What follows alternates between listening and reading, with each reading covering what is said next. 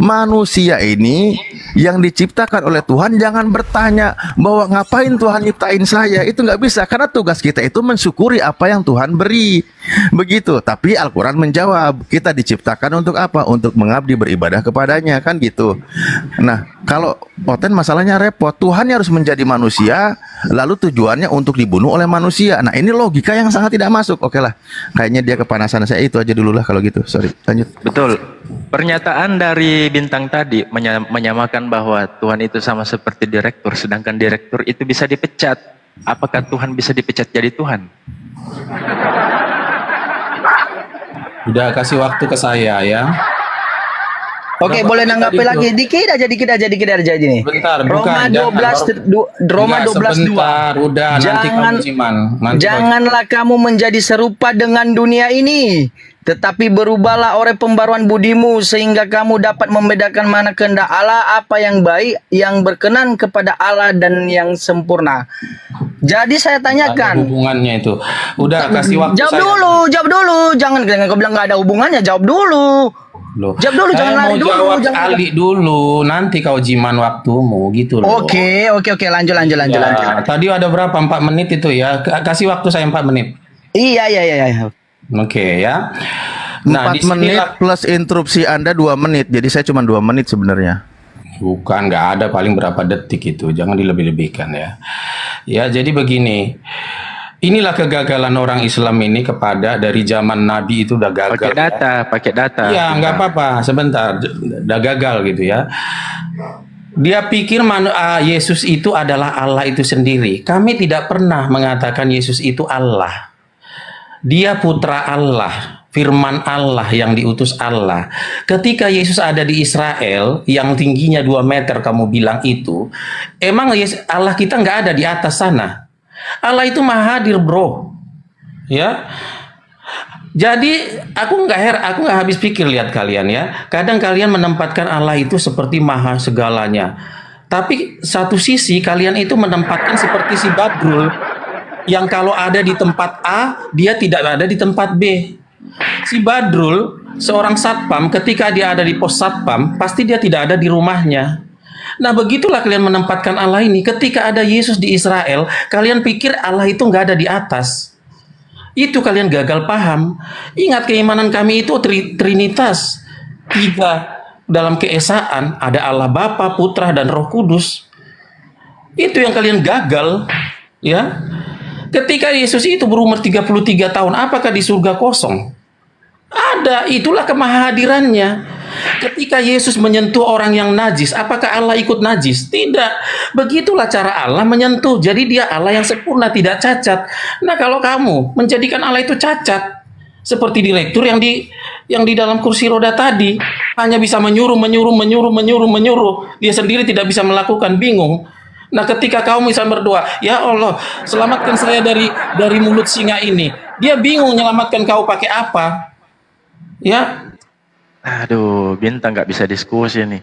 Nggak ada datanya, woi. Nggak ada datanya sama sekali. Iya, kalau kita mau main tentang narasi tanpa data, ya kita masuk aja acara stand up komedi. Ya, kayak gitu. Itu lebih seru, lebih menghibur, bikin orang ketawa.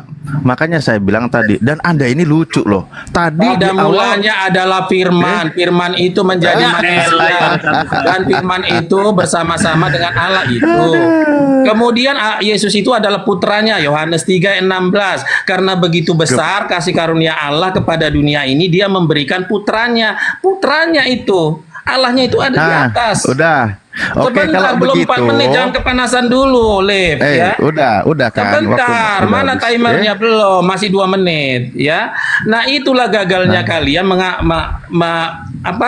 menafsirkan keimanan orang Kristen. Kau pikir Yesus itu Allah. Kan udah dibilang dalam Yohanes 3 ya 17 ayat 3 bahwa untuk memberikan kehidupan kekal, mereka harus mempercaya 2 nama. Allah yang benar dan Yesus yang diutus. Yesus itu adalah putranya Allah itu sendiri. Ya, jadi semuanya bisa. Coba bagaimana cara Allah kamu memasuki di Oke, baik. Anda ini lucu dari tadi yang Anda katakan Tuhan itu kalau hebat, Allah itu kalau hebat, dia bisa jadi manusia, bisa jadi apapun. Tapi ketika dibahas tentang Yesus, bahwa dia yang manusia hidup di kampung Nazaret, yang lain, dia tinggal di tanah Israel, kau katakan, kau pikir Yesus itu Allah. Lah, ini gimana? Kau narasi awal dibantah oleh narasi akhir. Ini sebuah statement yang sangat lucu, kawan. Ya, bentar ya. Ini statement yang sangat lucu yang Anda katakan, makanya enakan kembali kepada dalil.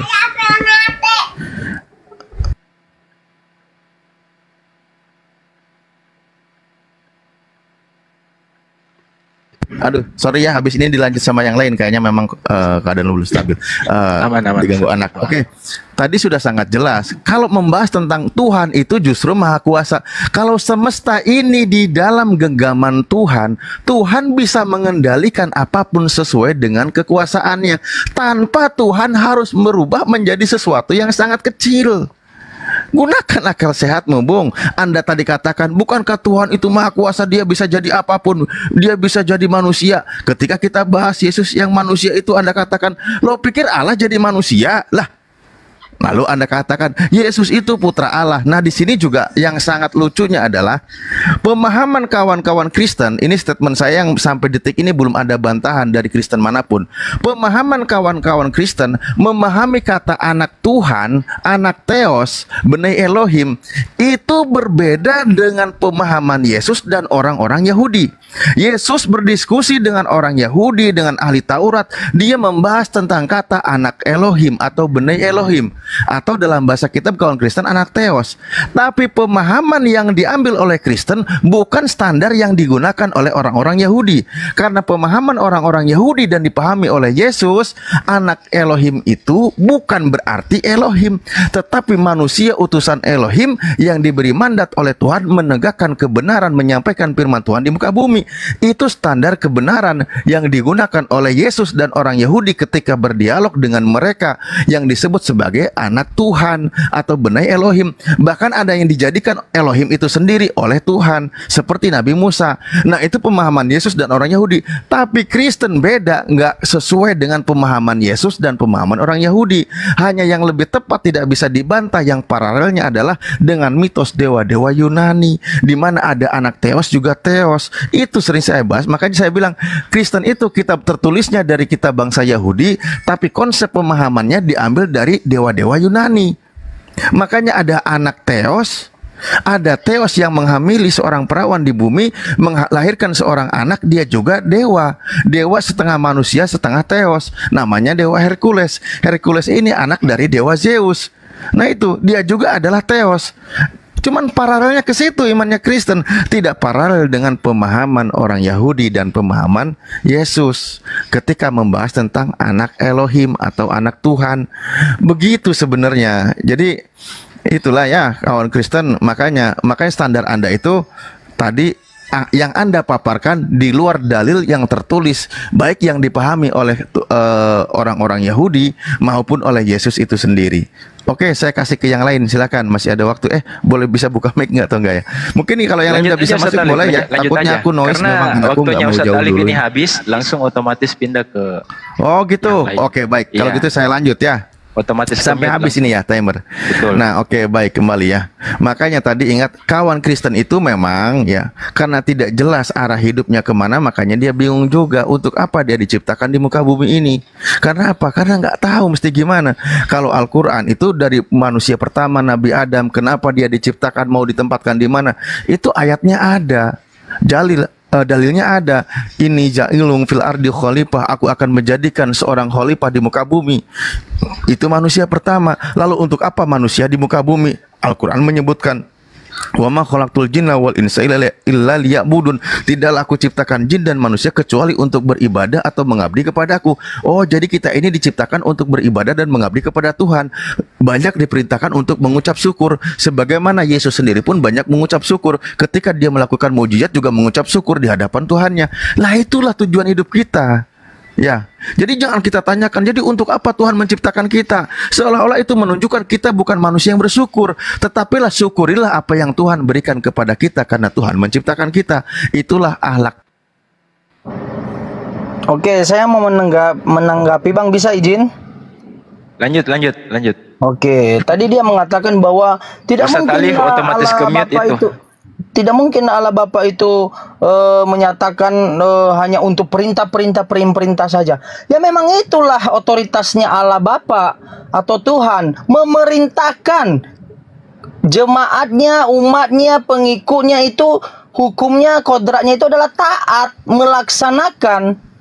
Bukan dia Allah Bapa itu jadi manusia dan biar selaras berkomunikasi. Dan alasan Anda saya tahu, emang manusia itu apa buruknya? Ya buruk, karena manusia itu adalah ciptaan, bukan pencipta. Tidak mungkinlah seorang raja, brother, saudaraku, datang ke rakyat kecil, dia jadi juga gembel rakyat kecil. Kalau dia ingin memberikan bantuan, diturunkannya lah utusannya untuk mengirimkan bantuan tersebut, saudaraku. Ya, itu namanya kuasa. Sama halnya ketika Anda mengatakan, buat apa kotoran itu saya makan? Saya kan manusia. Iya, kodratmu manusia. Bukan berarti Anda tidak bisa makan kotoran. Bisa. Tapi karena justru kodratmu sebagai manusia, kamu tidak memakan manusia. Sama halnya dengan Allah Bapa atau Tuhan. Karena dia adalah pencipta, dia tidak akan menjadi seorang pencipta, brother. Ya. Jadi Anda harus berpikir bijak tentang ketuhanan. Jelas bahkan ciptaannya sendiri adalah Yesus, bercakap, berfirman, berkata kepada Bani Israel. Ya, kita mengenal dia mengirim aku. Kita mengenal dia adalah Allah satu-satunya. Ya, Allah satu-satunya. Dia tidak mengatakan Allah yang berubah menjadi manusia. Itu di Yohanes. Itu adalah persepsi bapak-bapak gereja 450 Masehi. Anda tahu nggak sejarah tentang perjanjian lama dan baru? Anda tahu nggak apa original teksnya? Jadi saudaraku, ketika ayat tersebut kamu didengarkan di telingamu, baik di gereja, temanmu, ataupun siaran-siaran di mana kamu tahu di sosial media, Anda harusnya kritis cari tahu kebenarannya. Sebelum cari tahu apakah benar ini perjanjian baru ini benar-benar murni adalah firman Allah, firman Yesus, atau memang ada campur tangan? Kamu udah cari tahu nggak sebelumnya? Tidak, saya yakin tidak. Soalnya Anda berpandangan buruk, gitu. Jadi jangan dulu kamu imani, karena sebab kalau kau imani banyak orang juga yang goblok. Apa itu? Saya bukan kata kasar goblok ya. Goblok itu ada gagal berpikir. Contohnya ada orang di luar sana berkeyakinan bahwa memakan kotoran sapi adalah memuji dan memuliakan dewanya, memuliakan Tuhannya, memuliakan. Itu keimanan dia. Bisa, tapi itu menghalangi kodratnya. Karena masa kau memakan kotoran hewan yang lebih rendah dari kamu. Gitu. Enggak sekalian aja jadi hewan. Gitu. Jadi brother Bintang, manusia itu diciptakan itu adalah makhluk yang paling tinggi. Yang saya baca ya, dia menciptakan manusia itu dengan akal. Dia ciptakan manusia itu dengan nafsu, dengan Roh Kudus. Ya, dia menciptakan manusia itu lengkap. Ya. Sementara hewan diciptakannya pakai Roh Kudus, diberikannya Roh Kudus, tapi dia tidak berikan akal. Ya, mana dia? Kok lari? Kabur. Iya.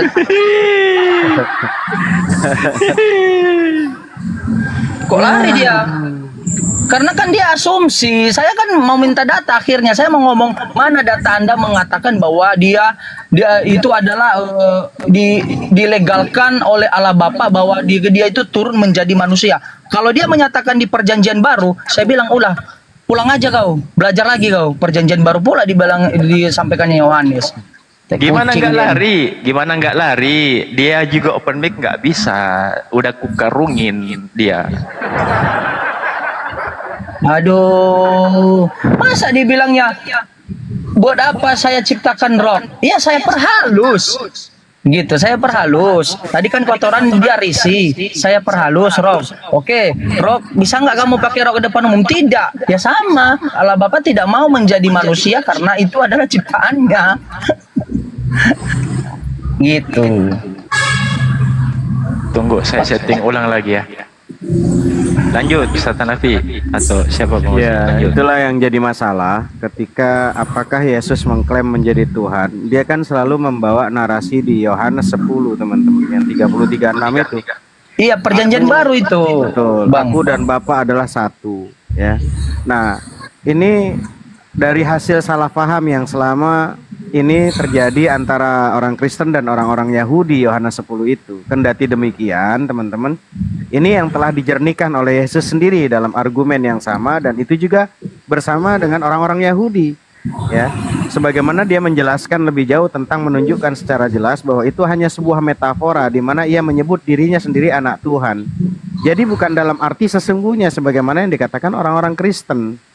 Nah, akhirnya teman-teman kita tahu bahwa Yesus Kristus secara cerdas itu menolak klaim bahwa ia Tuhan dengan menjelaskan cerita perumpamaan yang dimilikinya kepada mereka sejumlah contoh apa? Misalnya seperti dalam kitab Mazmur yang memberikan kepada mereka itu orang-orang Yahudi posisi menjadi Tuhan. Ayat yang sama juga di mana Yesus menceritakan kepada mereka, mengatakan di mana Mazmur 82 ayat 6, ya. Di mana Mazmur 82-nya itu di yang nomor punggung 6 tuh, aku sendiri telah berfirman, kamu adalah Allah dan anak-anak yang maha tinggi kamu sekalian. Nah, hal ini menandakan bahwa orang-orang Yahudi dalam kebudayaan dan bahasa mereka sendiri telah menggunakan frase anak Tuhan dan Tuhan sendiri, ya gitu loh. Jadi untuk orang-orang yang telah dipilih oleh Tuhan dan diutus sebagai nabi. Nah, bahkan setan telah disebut juga Tuhan di dunia ini untuk memberikan beberapa contoh. Mari coba kita lihat di mana itu. Di 2 Korintus 4 ayat 4 tuh, orang-orang yang tidak percaya yang pikirannya telah dibutakan oleh ilah zaman ini sehingga mereka tidak melihat cahaya Injil tentang kemuliaan Kristus yang adalah gambarannya Allah. Nah, jadi dalam kitab Keluaran Musa telah menyebut Tuhan. Musa telah menyebut Tuhan dan saudara laki-lakinya Aaron telah menjadi nabi. Nah, kitab itu mengatakan apa? Keluaran 7 ayat 1, teman-teman. Berfirmanlah Tuhan kepada Musa, lihat, aku mengangkat engkau sebagai Allah bagi Fir'aun dan Harun abangmu, ya, akan menjadi nabimu. Nah, gitu loh. Nah, akan tetapi di sini Injil hanya di Bible ini hanya mengatakan bahwa Musa mewakili Tuhan untuk berhadapan dengan Fir'aun, gitu loh. Maka inilah mengapa Yesus Kristus dalam pernyataan di atas berdebat dengan orang-orang Yahudi yang sama secara kebahasaan bahwa jika mereka meyakini mereka adalah Tuhan, karena kata Tuhan muncul guna untuk menegaskan mengapa kemudian tidak sah baginya untuk mengangkat bahwa ia Tuhan atau anak Tuhan. Jadi teman-teman, ini yang tadi sudah dibahas oleh Ustadz Alif, karena mereka tuh ngambilnya ya posisinya ya pagan, ya seperti Zeus dan segala macam. Itu aja sih sebetulnya. Bahkan teman-teman, ini kalau umpama di 2 Korintus 6 ayat 8 itu, ya bahkan di sini juga di Romanya, contoh Roma dulu, Roma 8:14, semua orang yang dipimpin Ruh Allah adalah anak Tuhan, gitu loh. Lalu di 2 Korintus 6 ayat 18 juga, dan aku akan menjadi bapakmu dan kamu akan menjadi anak-anakku laki-laki dan anak-anakku perempuan. Demikianlah firman Tuhan yang Maha Kuasa. Ini kita menggunakan data Bible mereka sendiri. Lanjut yang lain. Selamat siang semuanya.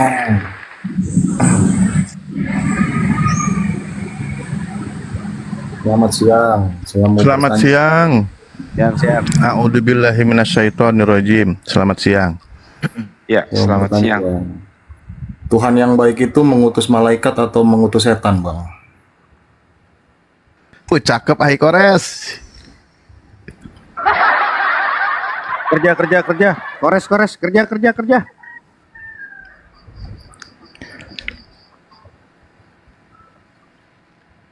Jazakallah, terima kasih Pak.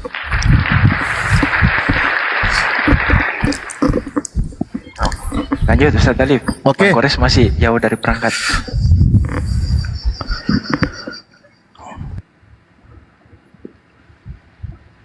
Nggak ada yang jawab ini.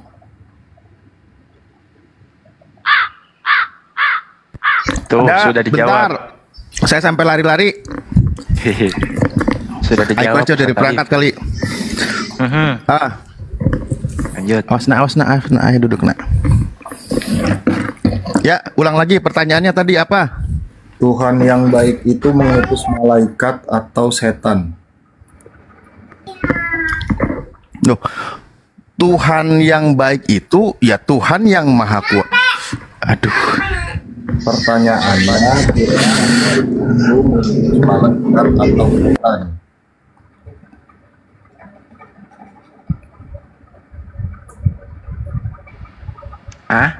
Apa? Tuhan yang baik itu mengutus malaikat atau setan? Tuhan Ya, yang baik. keduanya diutus oleh Tuhan gak ada masalah, kan Tuhan maha kuasa. Aduh maaf ya, dari kalau ada suara anakku, Terus kenapa? Tuhan yang baik menjerumuskan atau menyelamatkan? Wow, menyelamatkan. Maryam 83 dibaca, Bang.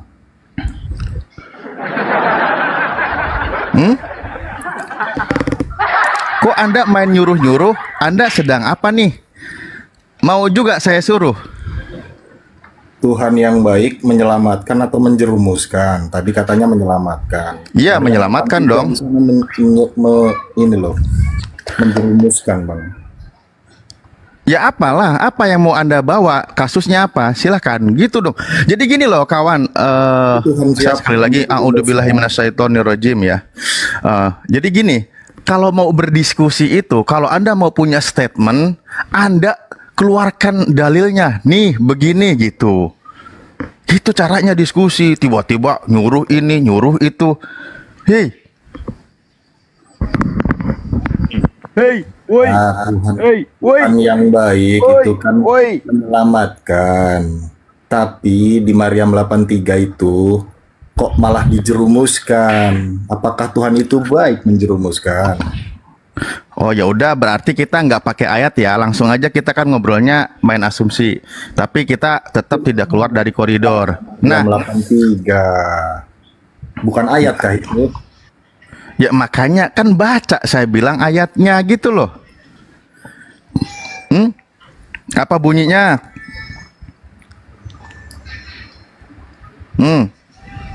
Saya baca.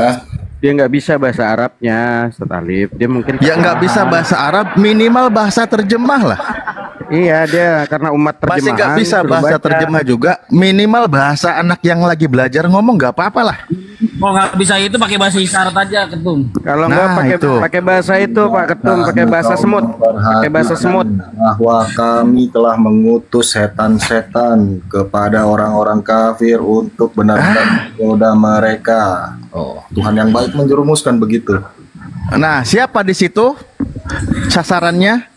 Berarti kan tidak disadarkan, bahkan malah dijerumuskan. Apakah itu sifat yang baik? Oke, baik, nggak apa-apa ya. Ini sabar ya kawan-kawan ya. Kita sabar dulu mainnya. Tuhan yang Maha Kuasa, ada orang memilih jalan kekafiran, sementara ada setan memang menyesatkan manusia, maka setan itulah yang tugasnya menambah kesesatan orang kafir.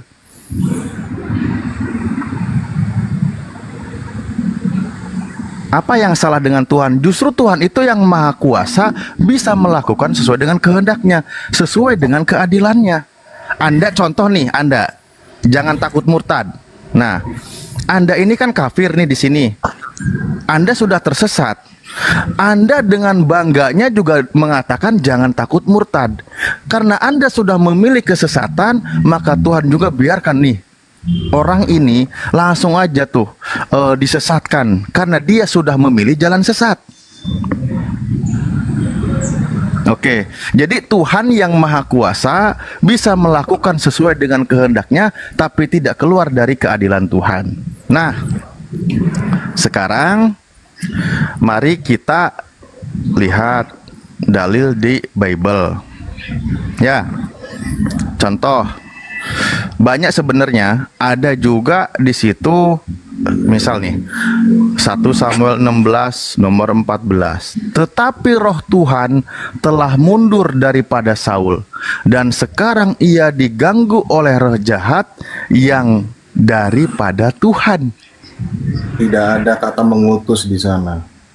Oh, nggak ada kata mengutus. Sekarang roh jahat ini dari siapa? Sebelum saya pakai dalil yang lain, saya tanya dulu sama Anda, roh jahat ini datangnya dari siapa? Tidak ada kata mengutus. Tuhan. Tuhan Oke. jelas disebut bodoh dan Itu apa ya? Itu bukan datang dari Stad. Afwan ya, ini aku koreksi. Itu roh jahatnya itu Tuhannya sendiri. Jawabannya sudah ada di ayat paling terakhir. Oke, siap, Ai. Oke, Iya, coba deh sekarang- dibuka original teksnya deh. Itu nggak ada daripada itu Nggak. takia terjemahan itu.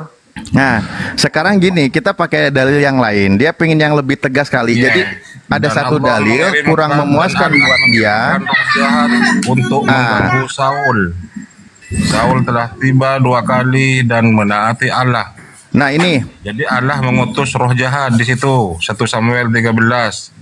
Ini saya memperkuat Ayat dalil yang 1-14. tadi ya. Saya memperkuat dalil yang tadi ya.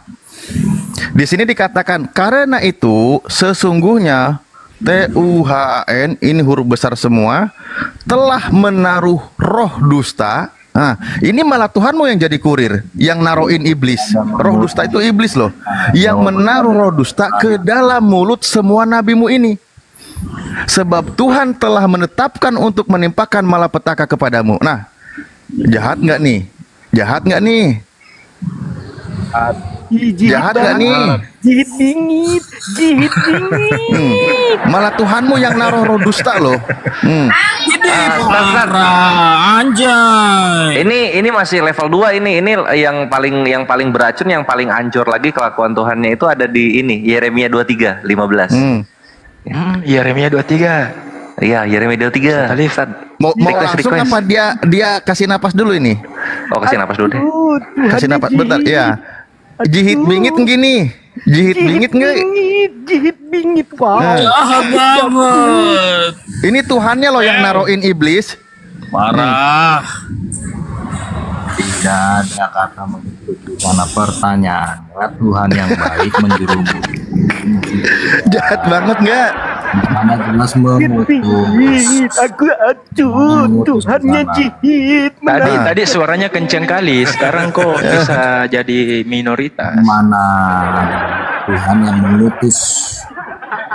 Ini bukan ngutus, ini malah yang naruhin tuh. Tuhanmu jadi kurir iblis di sini. Menyadarkan malah menjerumuskan di sana. Jelas. Lah ini sebab Tuhan telah menetapkan untuk menimpakan malapetaka kepadamu. Wah, jihit gini. Jihit nggi. Jihit bingit. Aduh. Tambah level AI Kores. Tadi berapa? 2 Samuel berapa? Yeremia Ustaz Ali. Oh, Yeremia. Yeremia 23. Terakhirnya. Oke, kita ke Yeremia. Yeremia 23. Nah. Nomor berapa lagi Bang Kores? Bang Kores. 15. Oh, 15. Yeremia 23:15. Tadi. Nih kita baca ya. Sebelumnya kita jihit bingit gini. Nah, sebab itu beginilah firman Tuhan semesta alam mengenai para nabi itu. Sesungguhnya aku akan memberi mereka makan ipuh dan minum racun. Ih, ngeri kali. Sebab dari para nabi Yerusalem telah meluas kefasikan ke seluruh negeri. Aduh, jihit bingit. Ya atuh jihit bingit Tuhanmu. Jadi semua nabi yang lahir di Yerusalem itu diracun sama si Yahweh ini.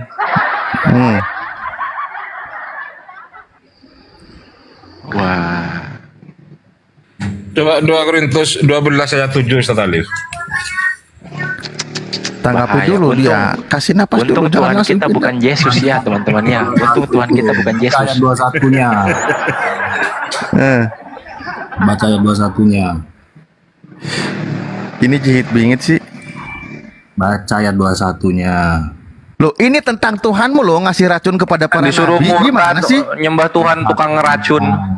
Di situ ayat 21-nya jawabannya di sana. Nggak mau baca kan? Loh, bukan tentang nggak mau membacanya. Di sini kelakuan Tuhanmu kan. Baca ayat 21-nya. Nah, kau bacalah, jangan main nyuruh terus. Loh, aku di sini kan nyuruh kau. Lah iya, jangan nyuruh orang terus. Enak saja. Makanya itu siapa aja nabi yang lahir di Yerusalem tuh siapa aja? Yohanes, Yesus, Agabus, siapa lagi? Itu tuh nabi-nabi keracunan semua itu. Zakaria. Biasa. Iya kan? Kalian takut baca ayat 21. Baca aja, nggak akan berubah itu Nabi Yerusalem. Bacain, kasih baca Salim. Iya. 21-nya kasih baca. Baca. Nggak akan selamat itu.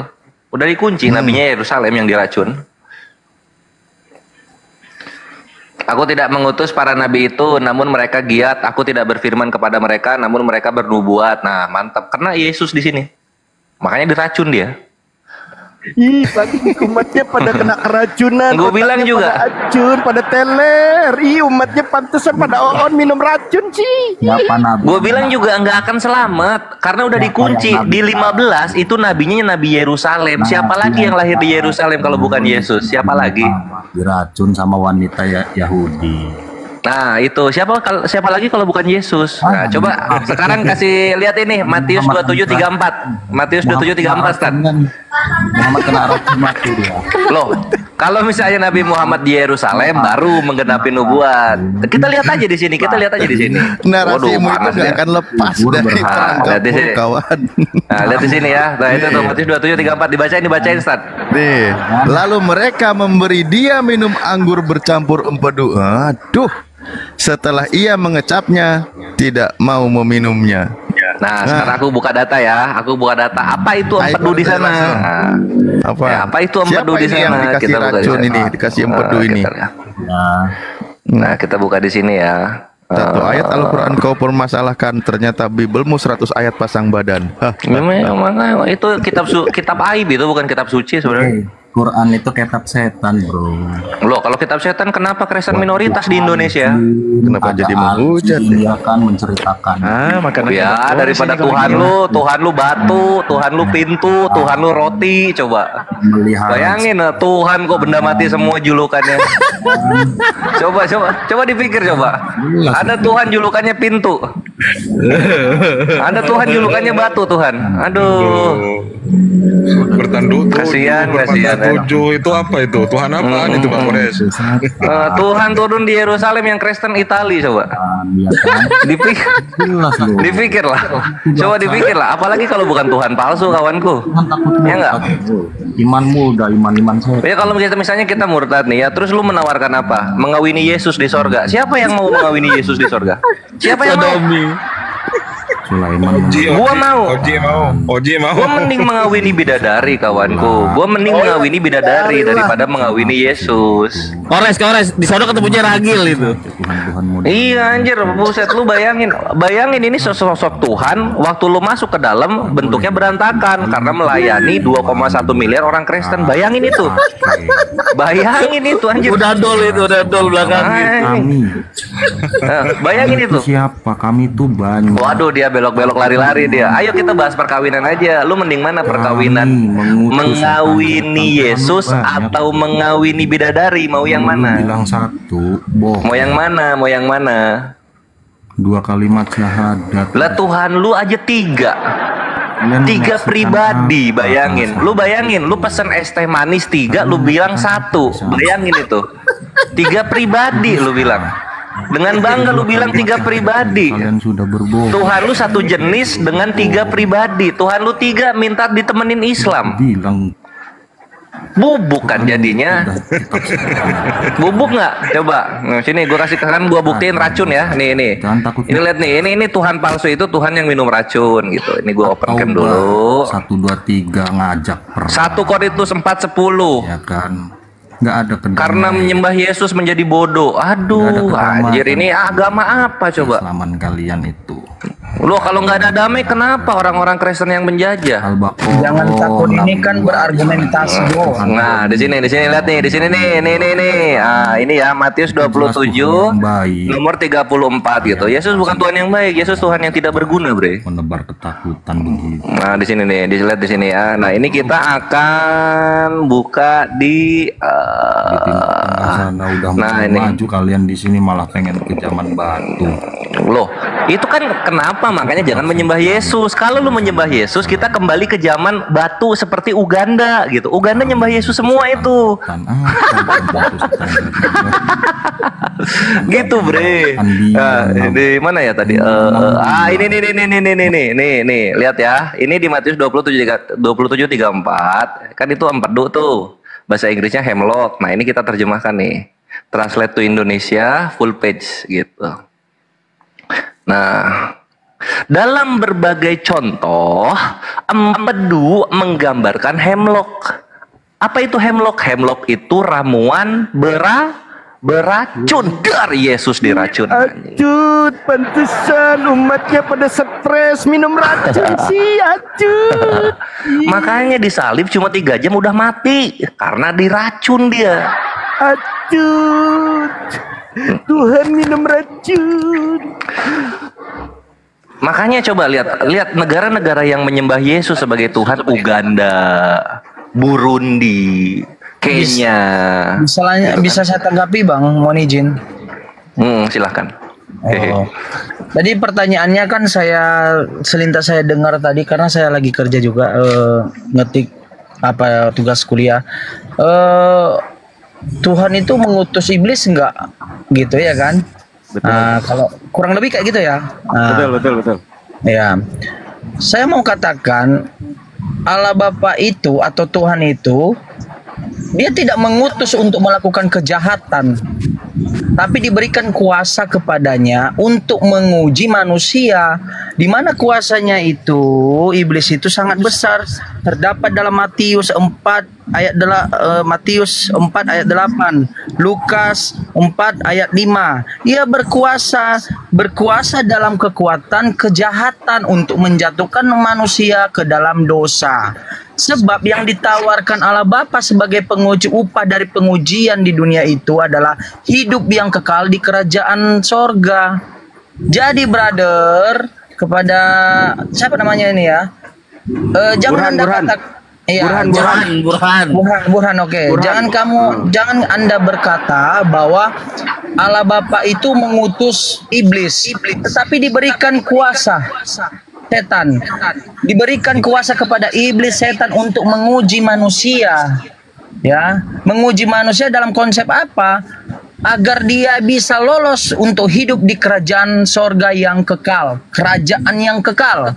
Jadi iblis itu sudah diberikan kuasa, bukan Allah Bapa yang mengutus dia, tapi dia mencoba manusia. Bahkan Yesus dicoba. Yesus itu dicoba. Ya. Jadi jangan Anda ketika Yesus itu diuji di padang pasir ya, di sebuah padang pasir, Yesus sendiri di situ dibilang setan menguji dia. Ketika dia berkuasa, makanlah, ditawarkannya kerajaan dunia. Nah, jadi bahkan sekelas nabi aja diuji sama setan gitu. Jadi brother, berpikir cerdas lah, jangan bodoh. Nggak bisa open mic dia kan, Masih itu si Burhan diam aja Burhan. Ya kabur dia. Jadi berhala kok di situ. Coba open mic. Dia nggak paham konsep. Jadi berhala kan? Dia nggak paham konsep Tuhan dan iblis, setan gitu. Dia nggak paham. Jadi berhala kok kan di situ kan, masih mau main-main sama saya? Nggak bisa kau. Burhan, cobalah jangan jadi batu kau di situ. Tak ada yang nyembah kau, Burhan. Sudah kubilang kau jangan bertempur kau. Bertempur matilah kau, Burhan. Buset, di sini misalkan menghujat lu, ada Kores ada gua lu. Hujatan gua lebih parah, hujatan Kores lebih parah. Diskusi baik-baik, jangan menghujat. Kami dari tadi nggak ada yang menghujat. Semuanya santun-santun, baik-baik. Tuh, Bang Kores masih ada waktunya 56 menit.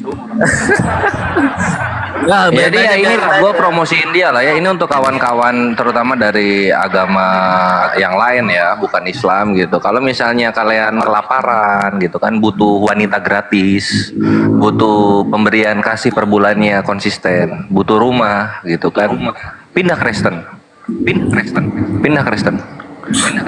Kenapa tuh Kalau pindah Kristen, lo akan mendapatkan rumah, istri gratis. Oh, enak kali gitu. Juga tunjangan kasih per bulannya 5 juta minimal. Pindah Kristen. Oh, jangan kasih racun juga, keles. Syaratnya cuma satu. Mengimani bahwa Tuhan yang diracun menyelamatkan dunia gitu. Aduh, sakit. Bagaimana? Enak kan jadi berhala kan? Nggak bisa open mic kan? Makanya kau menghujat di komal saya Saya nggak kick kau, tapi saya jadikan kau berhala di sini. Ini namanya teman-teman membunuh tanpa menyentuh. Iya.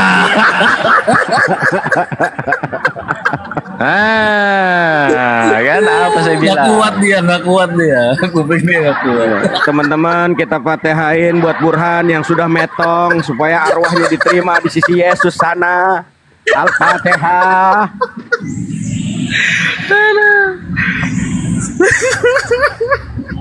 Gimana?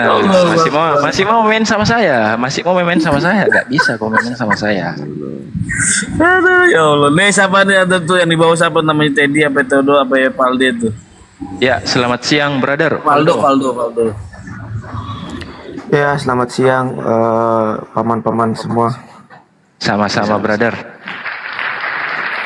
Sorry Valdo ya, kalau temen lu di sini komalnya menghujat, kita paling nggak suka karena kita diskusi secara data Bible ya maupun data di Al-Qur'an. Nggak apa-apa kita diskusi, tapi jangan menghujat, itu saran gua. Salam buat teman-teman yang lain, Valdo. Iya, jangan menghujat, bre. Kita jahat, serius. Mulut kita ini tuh jahat, kalau udah ngebales gitu jahat banget. Iya. Mau nanya apa soal Islam? Betul Aldo. apa yang dibilang Bang Gores, karena amunisi kita itu bukan dari Al-Quran, bre, tapi amunisi kita itu di Bible kamu sendiri. Iya, betul. Bibelnya yang kemudian menampar dia. Iya. Ya mudah-mudahan Valdo bisa diajak diskusi dengan baik, Valdo. Silahkan Valdo. Oh iya. Tadi saya mau menggenapi statement dari Pak Muhammad Hanafi ya 131. Ya, siap. Di mana tadi tadi paman bilang katanya di dalam Alkitab itu Yesus tidak ada satupun ayat tentang ketuhanan Yesus ya. Iya. Sebenarnya tentang ketuhanan Yesus itu banyak sih, tentang bagaimana Perjanjian baru. menyatakan iya dalam perjanjian baru. Ketika Yesus eksis kan di dalam kitab Matius, Markus, Lukas, Yohanes. Nah, di dalam Yohanes 8 ayat 58 itu sudah menjadi kejelasan bagaimana tanggapan orang-orang Yahudi terhadap apa yang Yesus katakan itu. Mereka menganggap bahwa Yesus ini sedang menyamakan dirinya dengan Allah. Karena ketika Yesus berkata kepada orang Yahudi, sebelum Abraham jadi, aku telah ada. Nah, aku telah ada ini kalau dalam bahasa Ibrani itu Eye Esir Ehye. Yang dimana kalau dalam perjanjian lama itu Tuhan menyatakan dirinya itu dengan berkata akulah aku telah ada, atau akulah dalam bahasa Inggrisnya I am. Nah, dalam bahasa Ibrani itu Eye Esir Ehye. Tinggal sini aja kayak nggak apa-apa, masuk aja. Nah, makanya di sini orang Yahudi itu menganggap bahwa Yesus ini sedang menyamakan dirinya dengan Allah karena dia menyatakan Eye Esir Ehye ini. Nah, kalau dalam bahasa Yunani itu ego eimia. Nah, itu jadi tentang ketuhanan Yesus di sini tuh memang jadi apa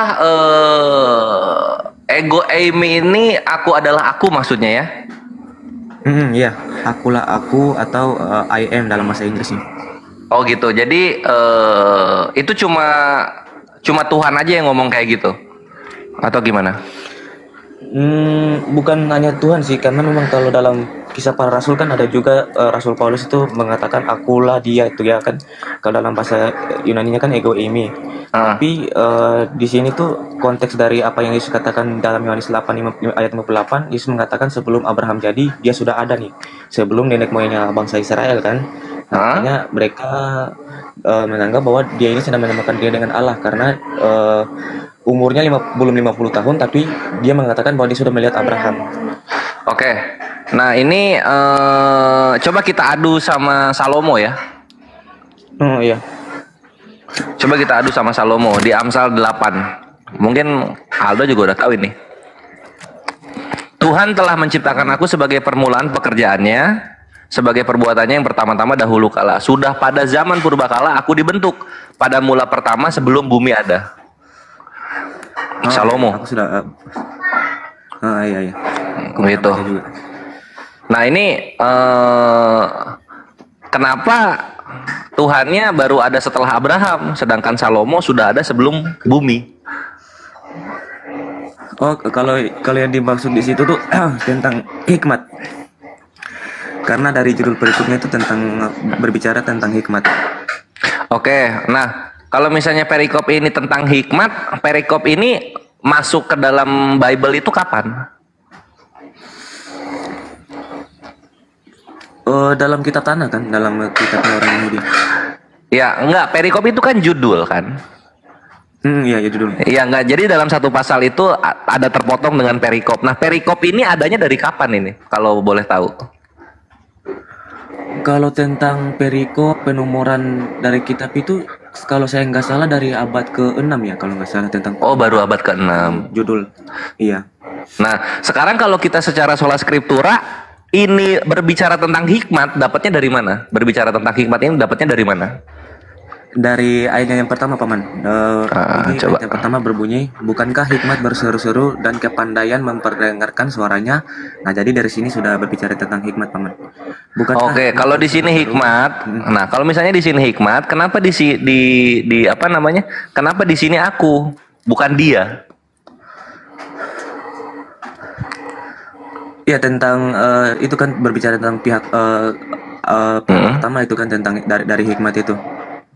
Iya, gitu. Karena kalau secara orang awam kita membaca, aku di sini tuh penulis. Iya, penulisnya kan Salomo ya, tapi di sini tuh berbicara tentang hikmat. Nah, itu dapat hikmatnya itu dari sini, tapi di sini hikmat berseru-seru ini tulisan Salomo juga. Iya, Nabi Salomo juga. Iya, Nabi Salomo kan Raja Salomo gitu. Nah, itu yang maksudnya tuh nggak masuk gitu. Sekarang gua iyakanlah ini hikmat gitu ya. Kita iyakanlah supaya cepat. Hikmat sama Yesus duluan mana? Yesus sebagai logos itu sudah ada, Paman. Sebelum dunia ini ada. Dia sudah lebih ada duluan. Di mana logos sudah ada sebelum dunia ada? Di dalam ini saya lompat ya ke Yohanes 1 ayat 1 sampai 3. Yohanes 1. Ya, Yohanes 1 ayat 1 sampai 3. Mohon maaf ya, Bapak. Oke, di sini ya. Nah, di sini. Nah, ini di sini ya. Makin ke sini kita akan makin lihat semua doktrin kekristenan itu terputus. Gitu kan? Ya. Nah, ini Yohanes 1. Pada mulanya adalah firman, firman itu bersama-sama dengan Allah, firman itu adalah Allah, kan gitu. Ini logos nih. Nah, oke, logos duluan daripada hikmat. Nah, sekarang supaya Aldo selamat, di mana Yesus itu dikatakan logos? Karena kalau dalam bahasa Yunaninya itu firmannya itu tertulis hologos. Oke, di mana Yesus itu hologos? Dari Yohanes 1 itu, Paman. Yohanes 1 ayat 1. Nah, pada mulanya adalah firman, firman itu bersama-sama dengan Allah, firman itu adalah Yesus. Bukan, firman itu adalah Allah di sini. Iya ya. Ke dalam teks Yunaninya kan enarke hologos. Nah, kalau bagaimana kita bisa mengetahui bahwa Yesus itu adalah logos? Itu dalam Yohanes 1 ayat 14-nya. Firman itu 14. Oke, kita lihat. Iya. Dan diam di antara kita, dan kita melihat kemuliaannya, yaitu kemuliaan yang diberikan kepadanya sebagai anak tunggal Bapa, penuh kasih karunia dan kebenaran. Di mana Yesusnya? Iya, itu firman itu telah menjadi manusia, dan manusia itu adalah Yesus, Paman. Nah, dapat di mana manusia itu adalah Yesus? Di ayat yang selanjutnya juga Yohanes memberi kesaksian tentang dia dan berseru, katanya, inilah dia yang kumaksud ketika aku berkata, kemudian daripada aku akan datang dia yang telah mendahului aku, sebab dia telah ada sebelum aku. Ayatnya selanjutnya juga, karena dari kepenuhannya kita semua telah menerima kasih karunia demi kasih karunia, sebab hukum, nah ini ayat 17, sebab hukum Taurat diberikan oleh Musa, tetapi kasih karunia dan kebenaran datang oleh Yesus Kristus. Iya, nah kalau di sini gua baca kasih karunia ini kepada manusia gitu loh. Ya kepada mereka kan. Kepada manusia. Nah, kemudian datang dan kebenaran datang oleh Yesus Kristus. Ini udah klausa yang berbeda gitu. Karena di sini kebenaran, bukan bicara lagi tentang firman. Kan gitu. Itulah terputusnya. Ya kan? Iya. Nah, maksud gua gini kawanku. Dikit ya. Maksud gua gini.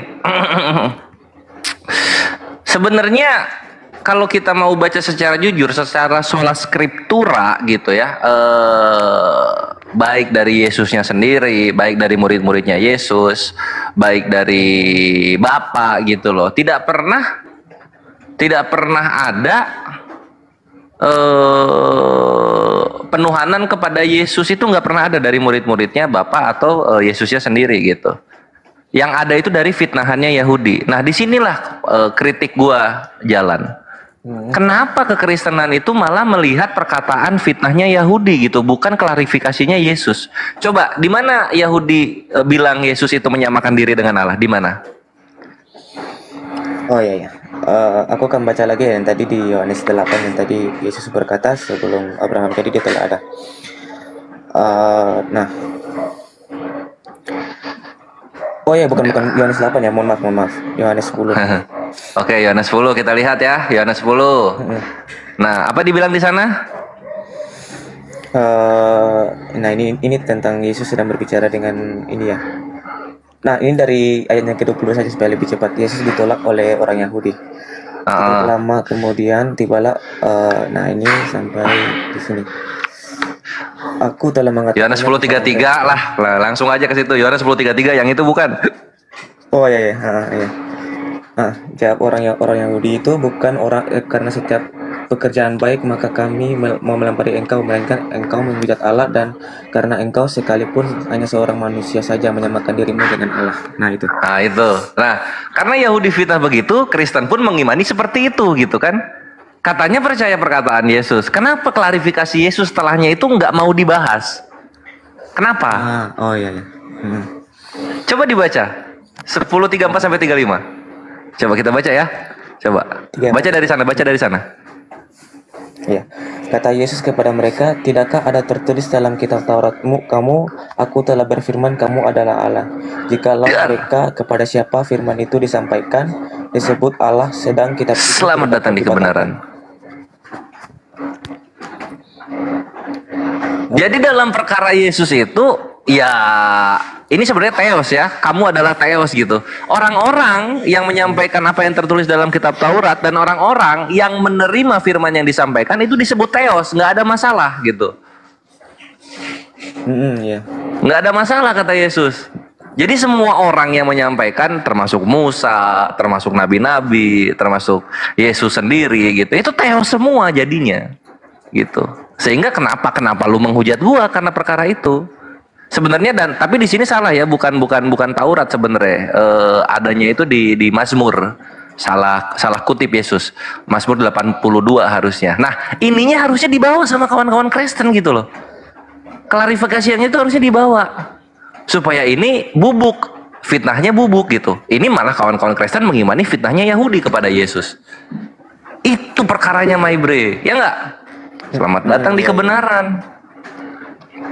Gitu maksud gua.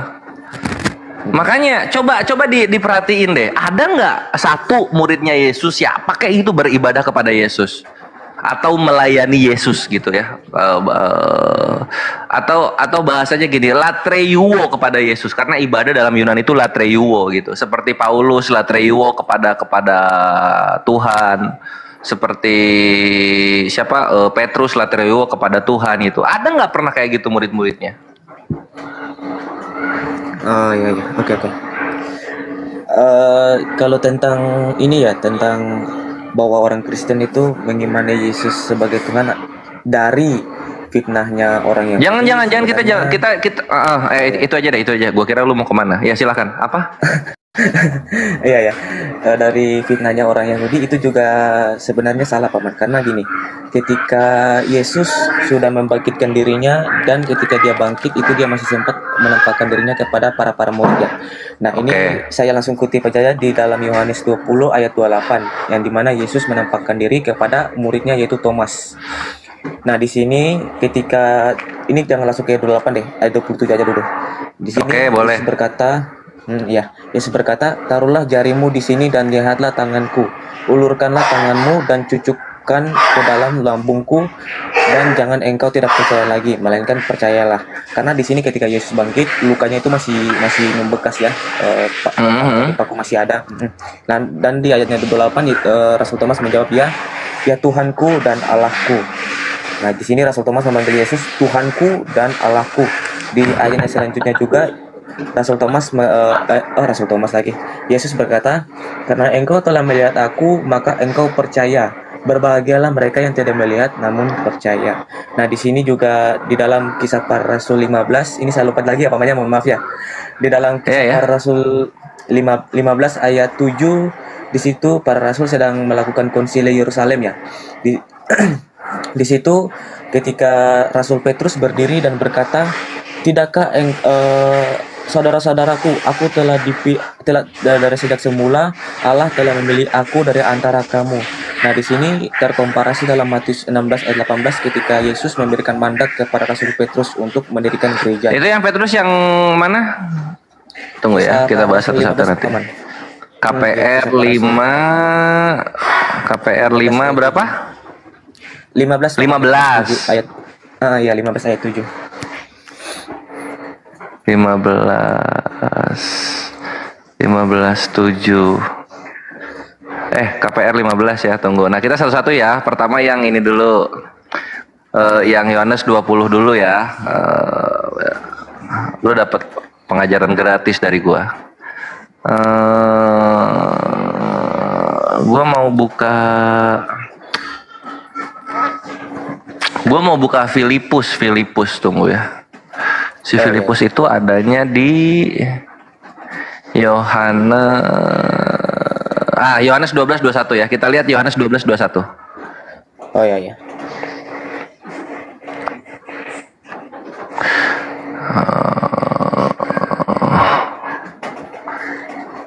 John 12:21. Jangan yang ini, Deng. Jangan yang ini. Ini mah Filipus. Jangan yang Filipus. Gue pengen ngasih lihat lu.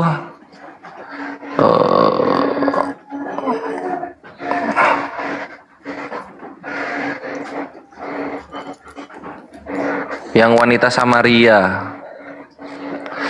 Wanita Samaria itu adanya di Matius 15:27. Coba lihat di situ. Oh ya, Matius 15:27 ya. Iya. Oke. Nah, oke, kita buka sekarang. Bacakan di situ tolong. Oh ya. Kata perempuan itu, "Benar Tuhan, namun anjing itu makan remah-remah yang jatuh dari meja tuannya." Mantap.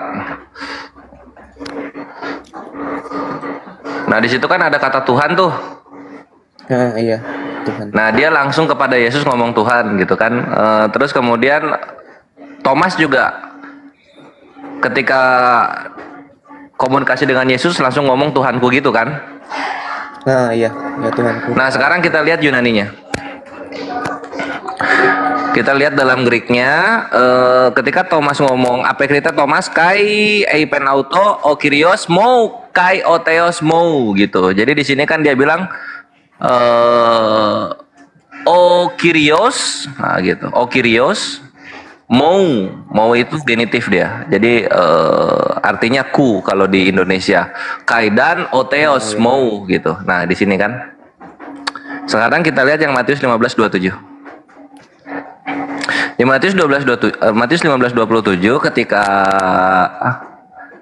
wanita itu menjawab, "Aipenai kirie kai garta kinaria." Gitu kan. Nah, di sini ketika memanggil Yesus langsung kirie. Iya, kirie. Nah, kalau yang di sini apa? Kurios. Kyrios. Nah, di sini Theos. Iya. Nah, di sini kawan-kawan Kristen Indonesia itu buta dengan bahasa yang digunakan Yesus ketika berbicara dan bahasa murid-muridnya gitu. Kalau misalnya mau merujuk langsung kepada Yesus ketika sedang berbicara dengan sebuah panggilan, itu harusnya menggunakan kata bentuk vokatif, yaitu kata penunjuk langsung kepada orang yang sedang kita ajak bicara gitu. Contoh kayak ini, kirie. Nah, sayangnya di sini, sayang 1000 sayang, Thomas di sini dia menggunakan bentuk kata nominatif, kata dasar. Oh, kyrios Tuh, ini nominatif ya. Iya, kurios. Nominatif. Yang maksudnya apa? Maksudnya dalam Yunani, perujukannya ini tidak ditujukan kepada Yesus.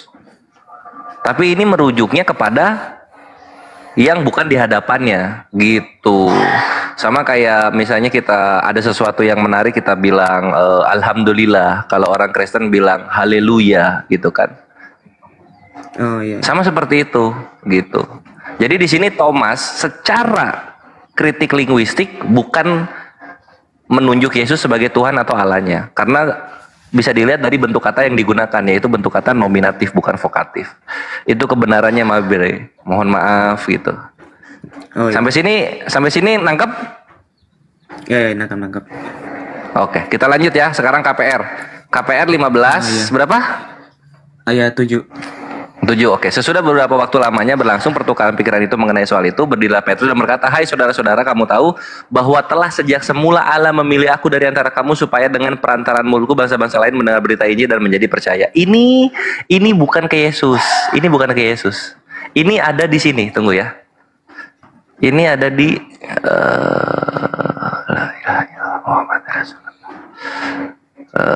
KPR.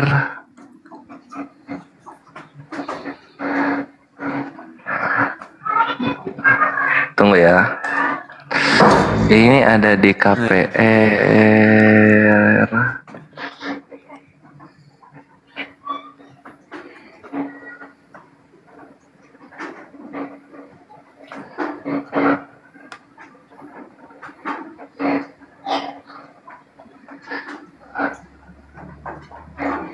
Tunggu.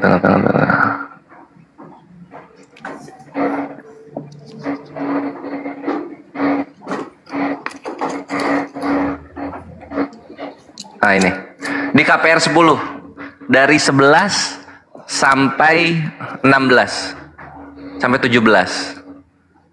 Oh ya, KPR 10 ya. Iya. Nah di sini KPR 10, ia merasa lapar dan ingin makan, tetapi sementara makanan disediakan, tiba-tiba rohnya diliputi kuasa ilahi. Nah, langsunglah itu ada penampakan kayak gimana. Lalu kemudian hal ini terjadi sampai 3 kali. Petrus bertanya-tanya, langsunglah di situ pengutusannya. Gitu, Maybre. Bacakan aja, tolong dibacakan. Ayat dari ayat 10 ya. Ya. Ia merasa lapar dan ingin makan, tetapi sementara makanan disediakan, tiba-tiba rohnya diliputi kuasa ilahi. Tampak olehnya langit terbuka dan turunlah suatu benda berbentuk kain lebar yang bergantung pada keempat sudutnya yang diturunkan ke tanah. Di dalamnya terdapat berbagai jenis binatang berkaki 4, binatang menjalar dan burung. Kedengaranlah olehnya suatu suara yang berkata, "Bangunlah, hai Petrus, sembelihlah dan makanlah." Tetapi Petrus menjawab, "Tidak, Tuhan. Tidak, sebab aku belum pernah makan sesuatu yang haram dan yang tidak tahir." Kedengaran pula untuk kedua kalinya suara yang berkata kepadanya, "Apa yang dinyatakan halal oleh Allah, tidak boleh engkau nyatakan haram." Hal ini terjadi sampai 3 kali, dan segera sesudah itu terangkatlah benda itu ke langit. Petrus bertanya-tanya di dalam hatinya apa kiranya arti penglihatan yang telah dilihatnya itu. Sementara itu telah disampai di muka pintu orang-orang yang disuruh oleh Cornelius dan yang berusaha mengetahui di mana rumah Simon. Capek nggak? Kalau capek langsung aja ke 32 sampai 34, 32 sampai 34. Oh iya. Suruhlah orang ke Yope untuk menjemput Simon yang disebut Petrus. Ia sedang menumpang di rumah Simon, seorang penyamak kulit yang tinggal di tepi laut. Karena itu segera kusuruh orang kepadamu, dan dengan senang hati engkau telah datang. Sekarang kami semua sudah hadir di sini di hadapan Allah untuk mendengarkan apa yang ditugaskan Allah kepadamu. Lalu mulailah Petrus berbicara, katanya, "Sesungguhnya aku telah mengerti bahwa Allah tidak membedakan orang." Titik. Selamat datang di kebenaran. Ya? Itulah. Oh iya. Sampai 36 boleh deh. Terus setiap lanjut dari bangsa mantap. Oke. Setiap orang setiap orang dari bangsa manapun yang takut akan Dia dan yang mengamalkan kebenaran berkenan kepadanya. Itulah firman yang Ia suruh sampaikan kepada orang-orang Israel, yaitu firman yang memberitakan damai sejahtera oleh Yesus Kristus yang adalah Tuhan dari semua orang. Itu dia. Jadi penglihatan penunjukan Petrus itu kuasa ilahi tertulis jelasnya di KPR 10, bukan di Matius gitu. Lalu kemudian dia pun memberitakan dan penegasannya pun ada di KPR 10:36. KPR 10 tadi berapa? 33 sampai 36 gitu. Sekarang kami semua hadir di sini di hadapan Allah untuk mendengarkan apa yang ditugaskan Allah kepadamu. Itu my bre. Ada lagi dalil ketuhanan buat Yesus? Biar gue jelaskan lebih jauh. Wih, mantap sekali dari Abang ini ya. Penjelasannya mantap juga. Tapi kalau dari kisah para Rasul 10 ini, iya. Oke. Di sini tuh dijelaskan bahwa Rasul Petrus kan mau memakan sesuatu hal yang haram, tapi langsung ditegaskan oleh Tuhan sendiri kan bahwa segala sesuatu yang dinyatakan halal oleh Allah tidak boleh engkau nyatakan haram. Kemudian dari tulisan-tulisan merah yang saya baca di sini tuh tidak ada, maksudnya gini, tentang perintah dari yang sedang berbicara dengan Petrus ini bahwa bicaralah ke sidang Yerusalem bahwa apa yang harus aku utuskan kepada kamu. Karena di dalam kisah para Rasul 15 kan tentang sidang Yerusalem ya pamannya, tentang konsili Yerusalem. Nah di situ Rasul Petrus mengatakan sejak semula Allah telah memilih aku dari antara kamu. Yaitu yang terutama dari yang sederajat, yang paling utama daripada para rasul yang lain. Yang tadi saya bacakan dalam Matius 16 ayat 18 itu, yang dimana Yesus memberikan mandat kepada Rasul Petrus, yang dimana Rasul Petrus itu menjadi pemimpin dari para rasul yang lain, menjadi batu karang untuk gerejanya Yesus. Di sini tuh jelas dimana Yesus itu memilih Rasul Petrus untuk menjadi pemimpin para rasul, karena ketika para rasul ditanya oleh Yesus, siapakah aku ini? Rasul Petrus menjawab dengan tegas, karena rasul yang lain itu bingung menjawabnya gimana. Tapi Rasul Petrus langsung menjawab dengan tegas, engkau adalah anak Allah. Nah di situ langsung Yesus memilih Rasul Petrus untuk mendirikan gerejanya. Kemudian di dalam Yohanes 21 juga ada di mana Yesus mengatakan kepada Rasul Petrus untuk menggembalakan domba-dombanya selama 3 kali ya. 3 kali itu Yesus memerintahkan Rasul Petrus untuk menggembalakan domba-dombanya. Udah? Ya, udah Pan, udah. Oke. Jadi KPR 10 itu ini salah kaprahnya Kristen lagi gitu. Di situ apa yang dinyatakan halal oleh Allah tidak boleh engkau nyatakan haram. Itu nggak begitu gitu. Kalau misalnya dibaca selengkapnya itu maksudnya akan ada 3 orang, yaitu orang-orang yang bukan bangsa Israel menghampiri Petrus, dan orang-orangnya dari Yope gitu. Jadi nanti ada nama-namanya di sana, ada Cornelius, terus ada 2 lagi siapalah itu ya. Nah itu 3 orang. Gitu. Iya. Nah itu maksudnya, bukan makanan menjadi halal, enggak gitu. Itu satu. Iya, terus. Nah terus yang kedua, ini dalil yang paling kuat di mana Roh itu langsung berbicara kepada Petrus gitu. Roh ini perantaraan Tuhan untuk membisikkan sesuatu, inilah apa namanya, wahyu lah kepada orang-orang yang dipilih gitu kan. Nah cuman kalau misalnya mau dibawa ke Yesus memilih Petrus itu bisa juga gitu. Lalu kemudian kalau misalnya Petrus langsung bilang Tuhan atau Theos yang memilih, itu bisa juga, tapi tetap itu nggak merujuk ke Yesus. Karena Yesus sudah menegaskan dalam pengajarannya, kita lihat di sini ya, di Yohanes 14, 9 sampai ke banyak ini. Sampai ke 14. Nah gitu ya. Di sini kan dikatakan Barang siapa telah melihat aku, ia telah melihat Bapa. Bagaimana engkau berkata, tunjukkanlah Bapa itu kepada kami? Tidak percayakah engkau bahwa aku di dalam Bapa dan Bapa di dalam aku? Apa yang aku katakan kepadamu tidak aku katakan dari diriku sendiri, tetapi Bapa yang diam di dalam aku. Dialah yang melakukan pekerjaannya. Percayalah kepadaku bahwa aku di dalam Bapa dan Bapa di dalam aku, atau setidak-tidaknya percayalah karena pekerjaan itu sendiri, gitu. Nah, ini jangan dibilang cuma Yesus dan Bapa saja yang satu pekerjaan. Nanti juga di Yohanes 17:22 murid-murid Yesus itu datangnya tidak dari dunia dan satu pekerjaan juga dengan Yesus dan Bapa. Nanti di KPR 9 juga Yesus mengatakan aku untuk mewakili siapa? Untuk mewakili murid-muridnya gitu. Ketika datang kepada Saulus, Saulus, mengapa kamu menganiaya aku? Ada kan? Ingat nggak yang itu? Ah iya. Kisah para Nah, itu kan? ya, kalau nggak salah. Iya, itu KPR 9 kan. Nah, apakah itu yang dianiaya beneran Yesus atau orang-orang yang percaya Yesus? Orang-orang Kristen. Nah, mantap. Para rasul. Jadi Yesus menyamakan diri dengan orang-orang Kristen.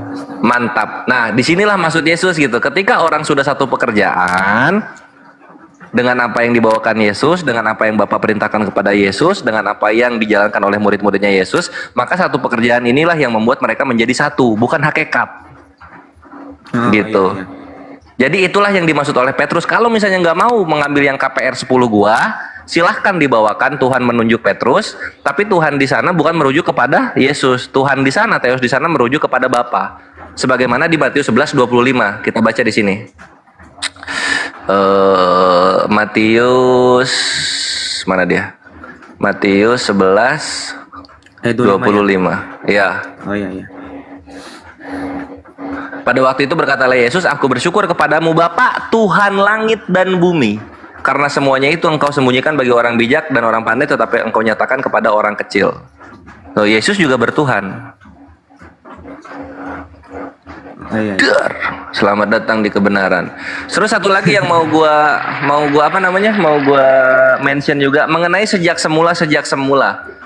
Jadi memang konsep Kristen itu kalau misalnya gua lihat yang paling benar itu Calvinis, predestinasi. Jadi tidak ada free will, yang ada predestinasi. Nah, sejak semula itu diperkuat di sini, Efesus 1 nomor 4. Perhatikan di sini. Sebab di dalam Dia Tuhan telah memilih kita sebelum dunia dijadikan, supaya kita kudus dan tak bercacat di hadapannya. Selamat datang di kebenaran lagi. Ini predestinasi. Jadi memang orang-orang Kristen itu konsepnya itu sudah dipilih sebelum dunia dijadikan gitu. Makanya Petrus ngomong sejak semula, Efesus bilang sejak semula, Yesus ngomong sejak semula, selalu begitu gitu. Jadi bukan perkara Yesus ini maha kuasa, tapi memang konsepnya predestinasi dalam abad pertama itu gitu. Silakan. Oke, terima kasih Paman untuk penjelasannya. Sama-sama. Nah, oke, saya akan tanggapi dikit dari Yohanes 14 tadi yang dimana Yesus berkata, kalau mereka telah melihat Yesus, mereka telah melihat Bapa. Nah, di sini tuh ditegaskan kembali oleh Yesus di dalam Yohanes 5 ayat 19. Di situ Yesus berkata di kalimat yang terakhir, Yesus berkata, sebab apa yang dikerjakan Bapa itu juga yang dikerjakan oleh anak. Nah, di sini tuh menegaskan tentang Bapa dan Anak dan Roh Kudus itu memiliki satu pekerjaan yang sama, tidak berbeda-beda pekerjaan. Nah, kemudian di dalam Yohanes 5 ayat 30 di situ juga ditegaskan bahwa Bapa dan Anak itu juga memiliki Bapa dan Anak dan Roh Kudus itu juga memiliki satu kehendak, tidak berbeda-beda kehendak. Yang dimaksud oleh Yesus bahwa Dia tidak dapat berbuat apa-apa dari dirinya sendiri, itu dimaksud bahwa Yesus itu tidak boleh atau tidak bisa berkehendak sesuatu yang berbeda dari apa yang dikehendaki oleh Bapa, justru karena kehendaknya yang sama. Oh ya. Selamat siang Paman Toraja. Iya. Lanjut. Pak Toraja, kalau lagi ada yang bicara diam dulu. Nanti setelah kelar baru Pak Toraja salam. Lintas agama ya.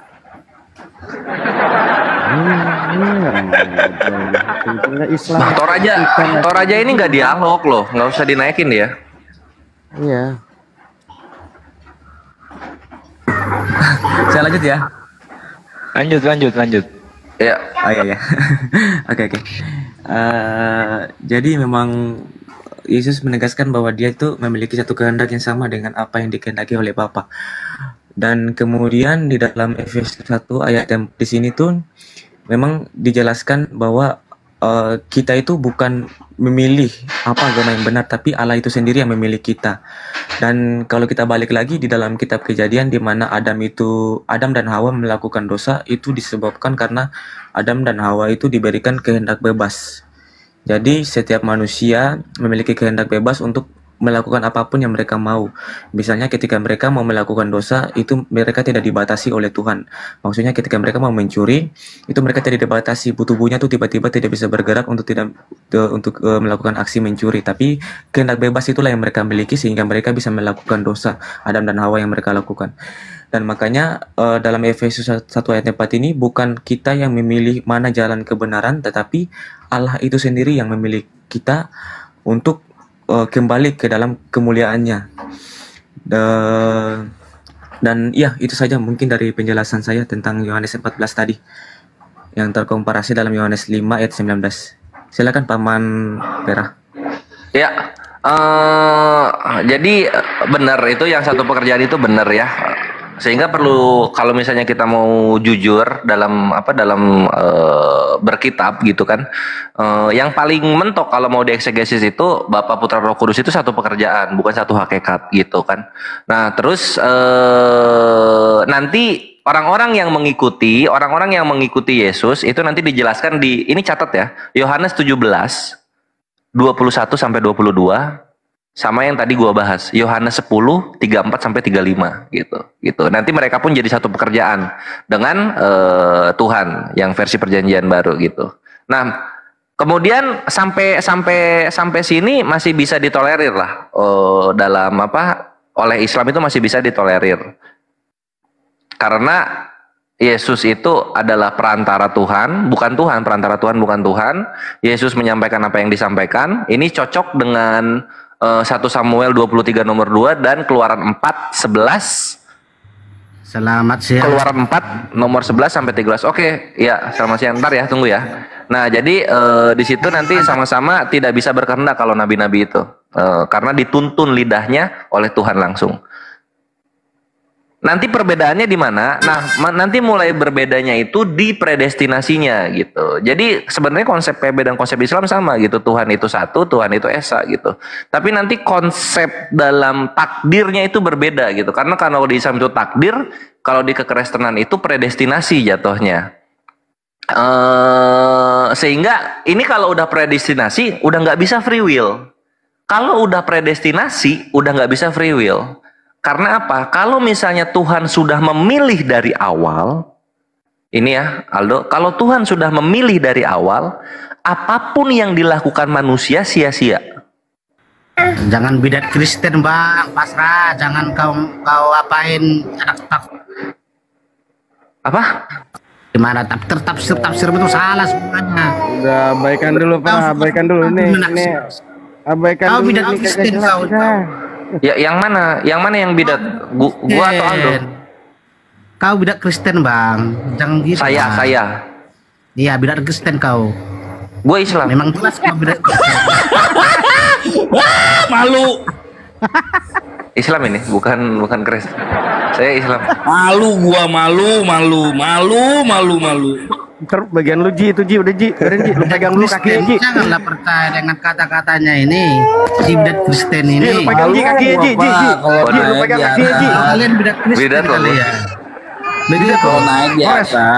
Ngomong bidat dulu baik-baik, jangan masuk bidat. Tahu Muslim katanya bidat. Malu Pak kalau saya Pak jadi Pak, serius Pak. Lu pegang Ji, kakinya lu pegang Ji. Ji, lu pegang kakinya. Saya malu Pak, serius kayak gitu. Ya lanjut lagi Kores lanjut. Ya, nah itu jadi nanti di konsep takdirnya kita mulai berbeda gitu. Karena ini baru satu ya, gitu Aldo. Nanti gue bisa bawakan dalil-dalil yang lainnya mengenai sejak semula sudah diciptakan gitu kan. Sejak semula sudah ditentukan gitu. Nanti jatuhnya begini.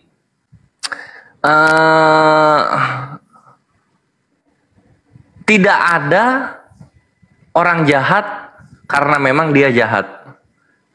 Tapi karena dia tidak dipilih oleh Tuhan. Gitu Aldo, silakan. Ada orang jahat tidak dipilih oleh Tuhan. Maksudnya apa? Gini. Jangan tunggu ya, tunggu bentar, sabar dulu. Batu penjuru, kita jangan main tafsir seenak jidat ya. Iya, setuju? kau seenak jidatmu kau. Jangan Oke, begitu lah. kita jangan pakai kata itu berarti, pokoknya itu maksudnya. Bisa? Apanya maksudnya itunya? Apa maksudnya? Enggak, kita ketika nanti gua bacain dalilnya, batu penjuru nggak boleh ngomong itu artinya, itu berarti, itu maksudnya. Nggak boleh ngomong ini ya. Kalau kau bidat Kristen nggak apa-apa. Ngaku aja kau bidat. Jangan di-mute, biarin. Ya, batu penjuru ya. Saya tambahin satu Bang Kores, saya tambahin satu. Jadi boleh, gini boleh. Bang, nggak boleh pakai itu. Jadi gini Bang, nggak bisa pakai itu. Bisa ya? Ini gue baca sekarang ya, gue bacain sekarang. Baca dengan baik. Oke, ini Efesus 1, ini Efesus 1. Ya, Efesus 1. Baca seluruhnya. Jangan Nomor satu-satu kau baca, Bang. Oke, kita baca seluruhnya ya. Kita baca seluruhnya. Dari Paulus, kita sampai 23. Dari Paulus, Rasul Kristus Yesus oleh kehendak Allah, kepada orang-orang kudus di Efesus, orang-orang percaya dalam Kristus Yesus, kasih karunia dan damai sejahtera dari Allah, Bapa kita dan dari Tuhan Yesus Kristus menyertai kamu. Terpujilah Allah dan Bapa Tuhan kita Yesus Kristus, yang dalam Kristus telah mengaruniakan kepada kita segala berkat rohani. Terpujilah Allah dan dalam Yesus Kristus. Berarti Yesus itu Kristus Allah kan? Mau ke situ? Ya nggak apa-apa, mau ke situ. Akuin dulu. Terpujilah Allah dan Bapa Tuhan kita. Ini 1 Timotius 1:17 nanti. Yesus Kristus dan Allah kan? Akuin aja dulu. Ya lah, lu mau ngakuin ini? Gue bukan ini. Itu ini belok ada dong. ayatnya, Bang. Itu ada ayatnya. Topiknya belok dong kita. Topiknya belok dong kita. Itu, woi. Bapak-bapak. Topiknya belok. Kenapa belok? Karena gue yang mau bahas yang ininya. Berarti kau apa standar ganda? Enggak, karena yang kita bahas itu soal predestinasi sama ketetapan. Iya, kan itu kau standar ganda. Kau nggak di atas kau baca. Nah sekarang ini Yesus Allah nih sebagai batu penjuru. Sekarang kita baca di sini ya. Kita langsung aja ke sini. Sebab di dalam Dia Allah telah memilih kita sebelum dunia dijadikan, supaya kita kudus dan tak bercacat di hadapannya. Setuju nggak? Ya memang di hadapan Allah harus kudus memang. Kenapa rupanya? Sebab di dalam Dia Allah telah memilih kita sebelum dunia dijadikan. Dia itu siapa, Bang? Dia ini Yesus. Oke. Dia kita Allah ini kan? Siapa? Kita ini siapa? Dia Allah kan? Ya kita manusia. Oh, berarti sebab di dalam Yesus Allah telah memilih manusia sebelum dunia dijadikan. Memilih apa ini? Jujur. Apanya? Memilih apa ini? Manusia dipilih apa ini? Apanya? Maksudnya apa? Maksud dipilih apa? Sebab di dalam Yesus Allah telah memilih manusia sebelum dunia dijadikan supaya kita kudus dan tak bercacat di hadapannya. Dipilih apa? Kau terserah kau dipilih apa? Dipilih masuk surga. Di mana? Iya. Kemana? Masuk surga. Dipilih apa dong? Di mana? Kita dipilih masuk surga percaya sama Yesus Kristus. Memilih kita sebelum dunia dijadikan. Sebelum dunia dijadikan kita dipilih untuk apa? Jujur. Apanya? Di mana? Di mana? Di bawah. Kena lu. Lanjut Kores, Faldo. Di bawah, aku di Kores, lanjut. Buang dulu doktrinnya ya, Faldo. Doktrinnya buang dulu. Kita belajar secara data, dan data itu digunakan dengan akal kita. Ya kalau udah nanti bahasnya masalah keimanan, ya udah keimanan kamu, saya nggak peduli. Ini masalah diskusi tentang masalah secara data yang ada di Bible. Gitu ya, Faldo ya? Oh iya Paman. Ya, oke, kalau nanti masalah doktrin mah nggak usah dibahas di sini gitu. Silakan lanjut. Iya, oke. Enak banget. Disuruh baca satu perikop, baru 2 ayat dibaca, stop. Bagaimana? Akui dulu. Beleng-beleng. Di mana? Apanya? Kemana? Di mana? Apanya? Apa? Di mana? Tadi tuh gue mau bilang apa ke sini loh. Oh iya, Efesus 1. Nah, Efesus 1 Iya, Efesus 1 ayat 4 ya. 17 gitu. Nah, ini gue jawab batu penjuru dulu ya. Kalau misalnya siapa namanya? Si batu penjuru mau bilang Yesus itu Allah, ini nanti bertentangan dengan pengajaran murid-muridnya Yesus di Efesus 1:17 gitu. Batu penjuru di bawah simak ya. Perhatikan di sini. Ini dikira materinya ini materi Yohanes 1 ayat 1 kali. Nah, di sini dilihat nih, Efesus 1:17, dan meminta kepada Allah Tuhan kita Yesus Kristus, yaitu Bapa yang mulia itu. Udah turun dia orangnya. Gitu. Jadi secara perjanjian baru lu nggak bisa bilang Yesus Allah gitu, karena yang Allah itu Bapa. Paulus berkali-kali menekankan itu gitu. Jadi Allah itu Tuhan ya, yang Tuhan itu Bapa, yang Tuhan itu Yesus. Jadi tuannya orang-orang Kristen itu ya Yesus gitu. Orang-orang Kristen tidak boleh menuankan orang-orang yang lainnya. Tuan itu cuma Yesus. Kalau bos masih bisa, kalau pemimpin presiden masih bisa, tapi kalau tuan itu harus Yesus gitu. Ya, Dok, silakan Dok. Mau menanggapi, bukan mau menanggapi, deh, jangan belok topiknya. Ini soal predestinasi, karena bedanya kita sisa di situ. Oh iya, oke. Nah, tentang predestinasi ini kan dari dogmanya Calvinis ya, gereja Protestan Reformasi Calvinis. Betul. Ya, yang tadi Paman bilang tadi itu memang betul. Ketika predestinasi itu manusia ketika dia ditakdirkan untuk jahat, ya sudah dia akan jahat terus, dia tidak bisa kembali kepada kemuliaan Allah yang dimana dia bisa bertobat. Karena ya takdirnya sudah ditetapkan seperti itu.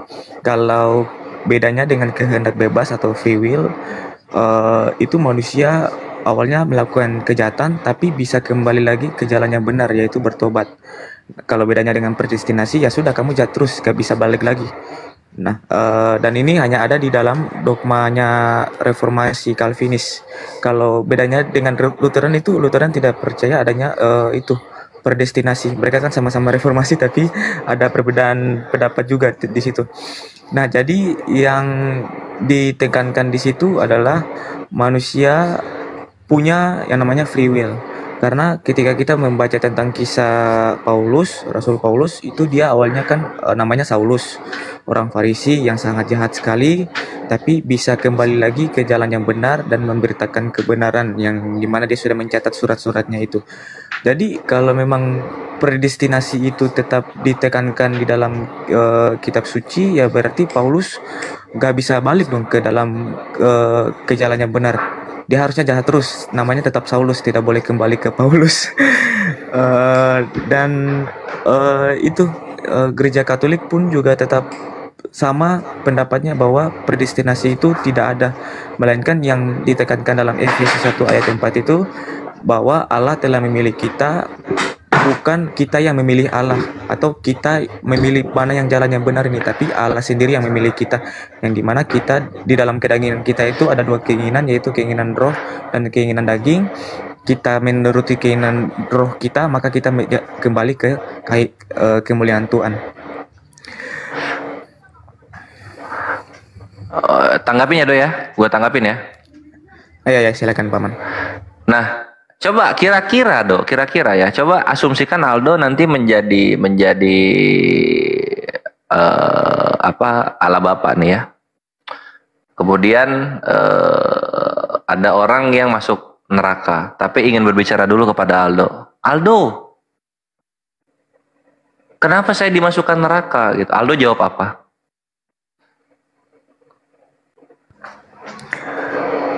Oh, ini berbicara tentang predestinasi ya, Paman ya? Atau Iya, masih di topik yang sama, predestinasi dan free will gitu. Nah, Aldo nih posisikan diri sebagai inilah, sebagai bukan hakim yang adil ya, karena hakim yang adil itu nanti adanya di dunia penghakiman untuk 3 agama, Nasrani, Islam, Yahudi.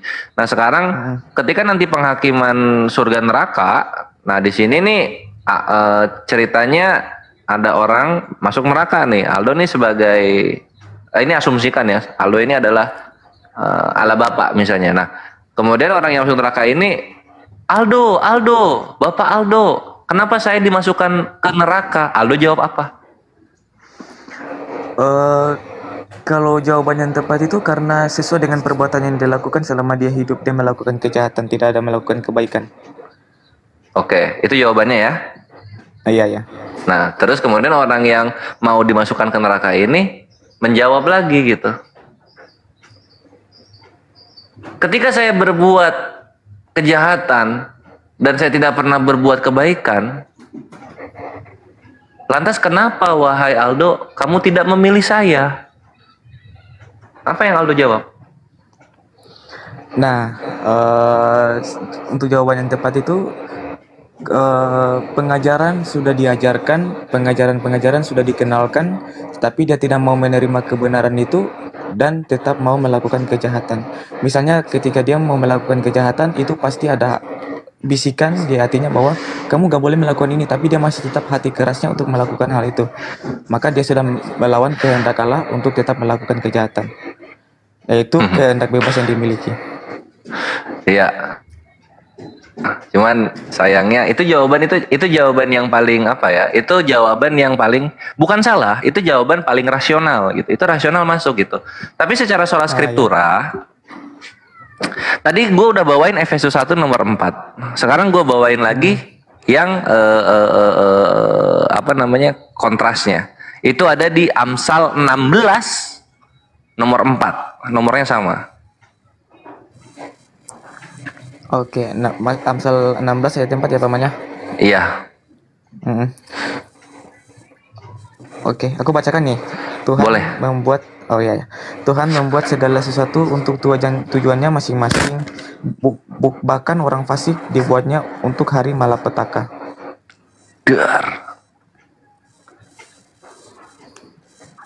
Gimana Aldo?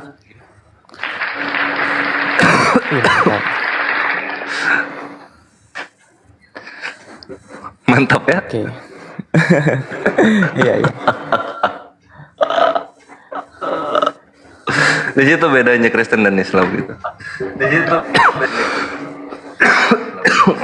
situ bedanya Kristen dan Islam. Suaranya mantul ya? Iya, ini ada yang masuk, tamu baru masuk. Oh iya, oke. Tuhan membuat segala sesuatu untuk tujuannya masing-masing, bahkan orang fasik dibuatnya untuk hari malapetaka. Nah, itu memang benar adanya ketika orang jahat itu ketika dia dilahirkan dan masa depannya itu dia adalah orang yang jahat, ya itu tadi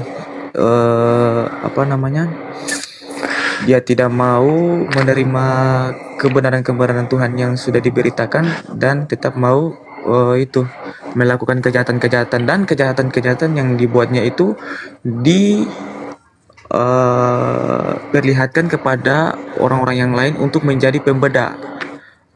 Apakah yang benar ini yang mana, yang jahat ini yang mana, yang salah ini yang mana? Iya, seenggaknya kalau misalnya orang itu diciptakan, ya jangan sampai fasik-fasiknya juga gitu diciptakan. Gitu sih. Karena di sini kan bahkan orang fasik dibuatnya untuk hari malapetaka. Jadi memang ada kesengajaan dengan kemahasadaran Tuhan versi Kristen itu membuat orang fasik. Tujuannya untuk apa? Untuk hari malapetaka. Gitu. Gitu sih. Jadi ini apa ya? Ini orang yang dipilih Tuhan dan orang fasik yang dibuat Tuhan gitu. Nanti masih ada dalil-dalil penguat yang lainnya gitu. Cuman berhubung gua belum duhur, jadi gua mau duhur dulu. Nanti dikaji aja lebih lanjut Aldo ya. Semoga dari obrolan kita ini Aldo bisa mendapatkan hidayah untuk menerima iman yang benar. Nanti kalau misalnya mau bertanya tentang Islam dengan bangga dan gagah, jika Allah menghendaki kami akan menjawabmu gitu my bre. Nah gue pamit dulu ya. Gue pamit dulu 15 menit mau duhur. Oke? Oke, terima kasih Salam my bre untuk kawan-kawan ya, sama-sama kawan-kawan muslim. Wassalamualaikum warahmatullahi wabarakatuh. Waalaikumsalam warahmatullahi wabarakatuh. Waalaikumsalam warahmatullahi wabarakatuh. Lanjut Ustaz Hanafi. Anu Pak Tetep layar teman-teman. Ya, keren Aldo. Ustaz Alif masih rehat, masih jauh dari perangkat Ustaz Alif. Oke, masih jauh kali dia. Ya kerennya gitu, kalau diskusi kayak gini tuh saya lebih suka dan lebih senang gitu dengan data-data yang memang sudah tersedia ya di Bible-nya gitu. Jadi pada akhirnya kayak tadi Valdo itu mengatakan seperti yang tadi dikatakan, maka akan terjadi kebenaran tolak ukurnya kan dari kitab suci yang ada, betul nggak Valdo? Oh iya benar-benar. Nah ketika kitab sucinya itu ya akhirnya di situ ada hal yang memang nggak sejurus, ya itu versinya Aldo di Kristen yang harus menjawab. Nggak perlu kita lagi dengan bahasa nggak gitu ya sudah, yang penting kita sudah menyampaikan gitu loh. Jadi seringkali ketika kita menyampaikan itu malah seakan-akan kita yang dibenci itu Valdo sama teman-teman Kristen. Itu masalahnya. Ketika kita menyampaikan dengan Bible, kok kita kan menyampaikan datanya, kok jadi kita yang dimusuhin gitu loh. Kan saya menyampaikan Bible ya harusnya musuhmu adalah Biblemu sendiri, kan gitu akhirnya kita kesimpulannya. Sama teman-teman yang sering kalau di Komal ini jadi emosi, jadi marah. Maka saya nggak suka kalau diskusi dia udah benci sama kita, karena ketika kita menyampaikan kebenaran kalau orang sudah benci nggak akan masuk, Valdo, betul nggak? Iya benar. Emosi kan. Ya makanya saya bilang coba kamu lepaskan dulu doktrin-doktrin yang Islam juga lepaskan, yang Kristen juga lepaskan. Ayo by data gitu, by data gitu. Saya siapa dulu Ustaz Hanafi? Lanjut. Ali Ndoro monitor. Ya. Ali Ndoro dari Kristen atau Muslim, Bang? Kalau boleh tahu? Dari Kristen, Bang. Siap. Protestan, Katolik, Bang, abangku? Kalau soal milih Protestan atau Katolik, dua-duanya sih enggak, karena menurut ajaran yang saya anut sampai saat ini. Itu pengajaran mulai dari Tuhan Yesus sampai saat ini. Jadi bukan juga dari Katolik, bukan juga dari Protestan. Oke. Boleh saya berbicara sebentar soal boleh. Bang Ali terakhir kapan ke gereja, Bang Ali? Saya tiap minggu ke gereja. Oh siap. Lanjut. Nah, jadi tadi permasalahan soal pres tentang pemilihan ya. Mungkin banyak, bukan hanya di kalangan Muslim, ini juga perdebatan terjadi di antara Kristen yang mengatakan bahwa pemilihan itu terjadi seakan-akan Allah pilih kasih terhadap manusia. Namun ada juga beberapa hal yang menentang tentang adanya pemilihan. Contohnya di 2 Petrus pasal 3 ayat 9 jelas Petrus adalah murid Tuhan Yesus berkata bahwa Allah itu sabar terhadap kita. Yang sebenarnya Tuhan itu mau datang ke dunia untuk mengakhiri dunia ini, tapi dia sabar terhadap kita. Supaya apa? Tujuannya ada. Supaya karena Tuhan menghendaki semua orang. Jadi bukan yang dipilihnya, tapi semua orang berbalik dan bertobat. Jadi kalau misalnya ada istilah pemilihan atau predestinasi tadi, lalu mengapa Allah berkata Allah menghendaki semua orang? Artinya tanpa terkecuali. Dan lagi murid Yesus yang dia kasih yaitu Yohanes berkata di Yohanes pasal 3 ayat 16 bahwa karena begitu besar kasih Allah akan dunia ini sehingga ia telah mengaruniakan anaknya supaya setiap orang, bukan setiap yang dipilih, tapi setiap orang yang percaya kepadanya tidak binasa melainkan beroleh hidup yang kekal.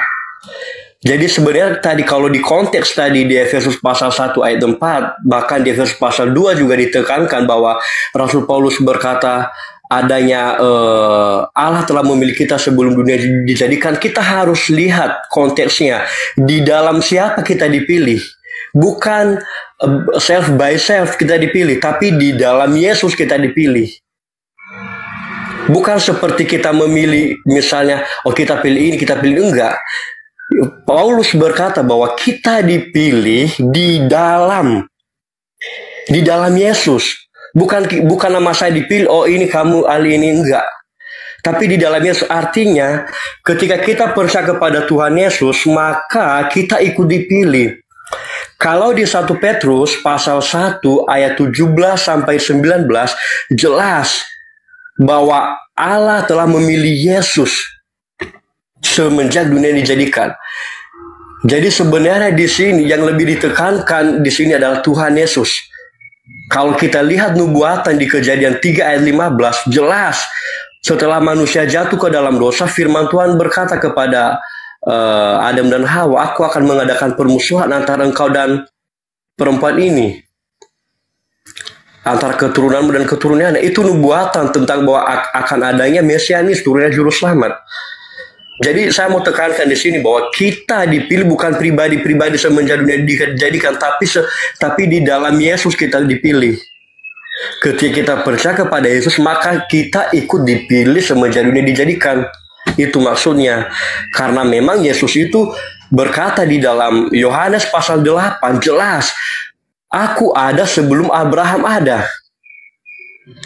Kalau kita lihat dari umurnya, loh, kan lebih duluan Abraham muncul di dunia, sementara Yesus baru muncul jauh berabad-abad setelah Abraham. Lalu mengapa Yesus sangat lancang sekali berkata bahwa aku ada sebelum Abraham ada? Itu menekankan tentang keilahiannya. Jadi saya juga secara pribadi memang ya. Iya. Silakan Ustaz Hanafi. Gimana Dok? Izin, ya. Saya izin turun ya Pak Manos ya. Oh siap. Di sini aja dulu Bang Aldo. Ini kan ada Ustaz Hanafi nih lagi sementara bernarasi tadi, kebetulan langsung dipotong sama Ali. Jadi narasi beliau ini belum kelar, mungkin dikelarin dulu. Oh, soalnya saya lagi mau kerja Pak Manus. Gak apa-apa, silakan Valdo. Gak apa. Sukses selalu. Oh, lagi kerja. Selalu. Oh iya, oke, Valdo. siap. Ya. Aman. Oke, selamat siang semua paman-paman. Terima kasih. Sebentar, kalau habis rehat nggak apa-apa kemari lagi. Aldo. Ya. Oke, kita Paman, ngobrol siap. santai lagi gitu. Oke, Paman. Mantap Aldo. Terima kasih. Sehat selalu Aldo. Sukses. Ya. Oke, Bang Ali, luar biasa Bang. Ini kan enak, dialognya, diskusinya kan, Ustaz Hanafi ya. Betul. Ji, lu masih siap ya Ji ya? Ntar kalau gue lagi ngelanjutin kerjaan, lu lanjutin ya Ji ya. Gini, Bang Ali. Iya. Bang Ali tadi mengatakan bahwa Bang Ali tahu nggak bahwa Yesus yang dibilang Bang Ali itu Yesus itu diutus tuh untuk siapa Bang Ali? Aduh, susah mak kalau udah gini ngelihatnya ke Google, gue bingung ini Bang inspirasi. Makanya berat-berat. Kan dia tadi bilang untuk seluruhnya, kan kita tanya dulu. Ntar habis itu dia ngomong kan udah ini kan datanya udah dibaca. Kita kagak denger orang dia lagi buka Google. Capek gue. Gimana Pak Ali? Gimana Bang? Boleh saya berbicara sebentar? Tadi pertanyaannya Yesus diutus kepada siapa ya? Iya, untuk siapa itu? Yesus itu diutus untuk siapa? Untuk semua manusia di dunia ini. Untuk semua. Tapi ada tahapnya. Tapi ada tahapnya. Nah, kalau nanti nih di HP Abang ada Alkitab nggak? Di Yohanes pasal 1 ayat 11 di sana dikatakan bahwa dia datang kepada milik kepunyaannya. Milik kepunyaannya itu siapa? Yaitu Israel. Tetapi, nah di ayat 12 ditekankan, tetapi semua orang yang menerimanya diberinya kuasa. Jadi sebenarnya di sini bukan berarti bahwa Yesus hanya dipilih untuk umat Israel, tidak. Ini hanya istilahnya Tuhan Yesus pertama-tama memang datang kepada umat Israel supaya umat Israel yang akan meneruskan pengajaran dan Injil yang Tuhan Yesus sampaikan, dan memang nyata ke-12 muridnya semua dari Israel. Dan termasuk Rasul Paulus yang Oke, saya bacakan dalil aja ya, Bang Ali ya. Nanti tinggal Bang Ali, biar kan Bang Ali mengimani Bible kan? Ya, silakan. Nah, Bang Ali berarti harus mengimani Bible ya? Memang mengimani Bible, silakan. Ya, Matius 15:24 itu dikatakan, jawab Yesus, aku diutus hanya kepada domba-domba yang hilang dari umat Israel. Itu Matius 15:24. Lalu di Matius 10 ya, nomor 5 dan 6 dikatakan apa? Kedua-belas murid itu diutus oleh Yesus dan ia berpesan kepada mereka. Berarti Yesus berpesan kepada siapa? Muridnya kepada kan? murid-muridnya dia. Paham ya? Jangan kamu menyimpang ke jalan bangsa lain. Berarti kalau dibilang jangan menyimpang ke bangsa lain, berarti tidak boleh ke bangsa yang lain. Betul ya? Sampai sini kalimat ya. Nah, atau masuk ke dalam kota orang Samaria. Berarti Samaria nggak termasuk kan? Iya benar. Melainkan, ini dilanjutkan nih, melainkan pergilah kepada domba-domba yang hilang dari umat Israel. Clear sampai situ? Berarti pertanyaannya apa? Ya, berarti kan di umat lain aja, di Samaria aja nggak boleh, ya kan? Ke kota orang Samaria aja nggak boleh. Berarti hanya untuk coba baca Yohanes pasal 4. No. Nanti akan disinilah kontradiksinya di Bible itu. Lalu di Matius 15:26 bisa baca nggak Bang Ali? Coba di Matius 15:26. Coba silakan baca. Enggak, nanti takutnya ini tadi saya udah bantu baca. Sekarang Bang Ali sendiri coba di Bible-nya itu. Matius 15:26. Matius 15, aduh saya lagi di kantor juga nggak bawa gitu. Tapi kalau misalnya saya lu Ji dah. Ntar gue salah dan ntar gue jadi ribut Ji. Ntar dianggap dia bilang dia babi dan anjing, salah gue Ji. Coba Ji. Lah dulu lagi nyari dia. Baik kan. Makanya tuh Matius 15:26 di situ untuk orang Samaria. Nah, ini saya ambil lagi. Saya sangat tertarik ya diskusi kayak gini, Adam. Kita akan bacakan ya Matius 15 ayat 15. Matius 15 nomor 26. Nah, ini bunyinya. Tetapi Yesus menjawab, tidak patut mengambil roti yang disediakan bagi anak-anak dan melemparkannya kepada anjing. Terus?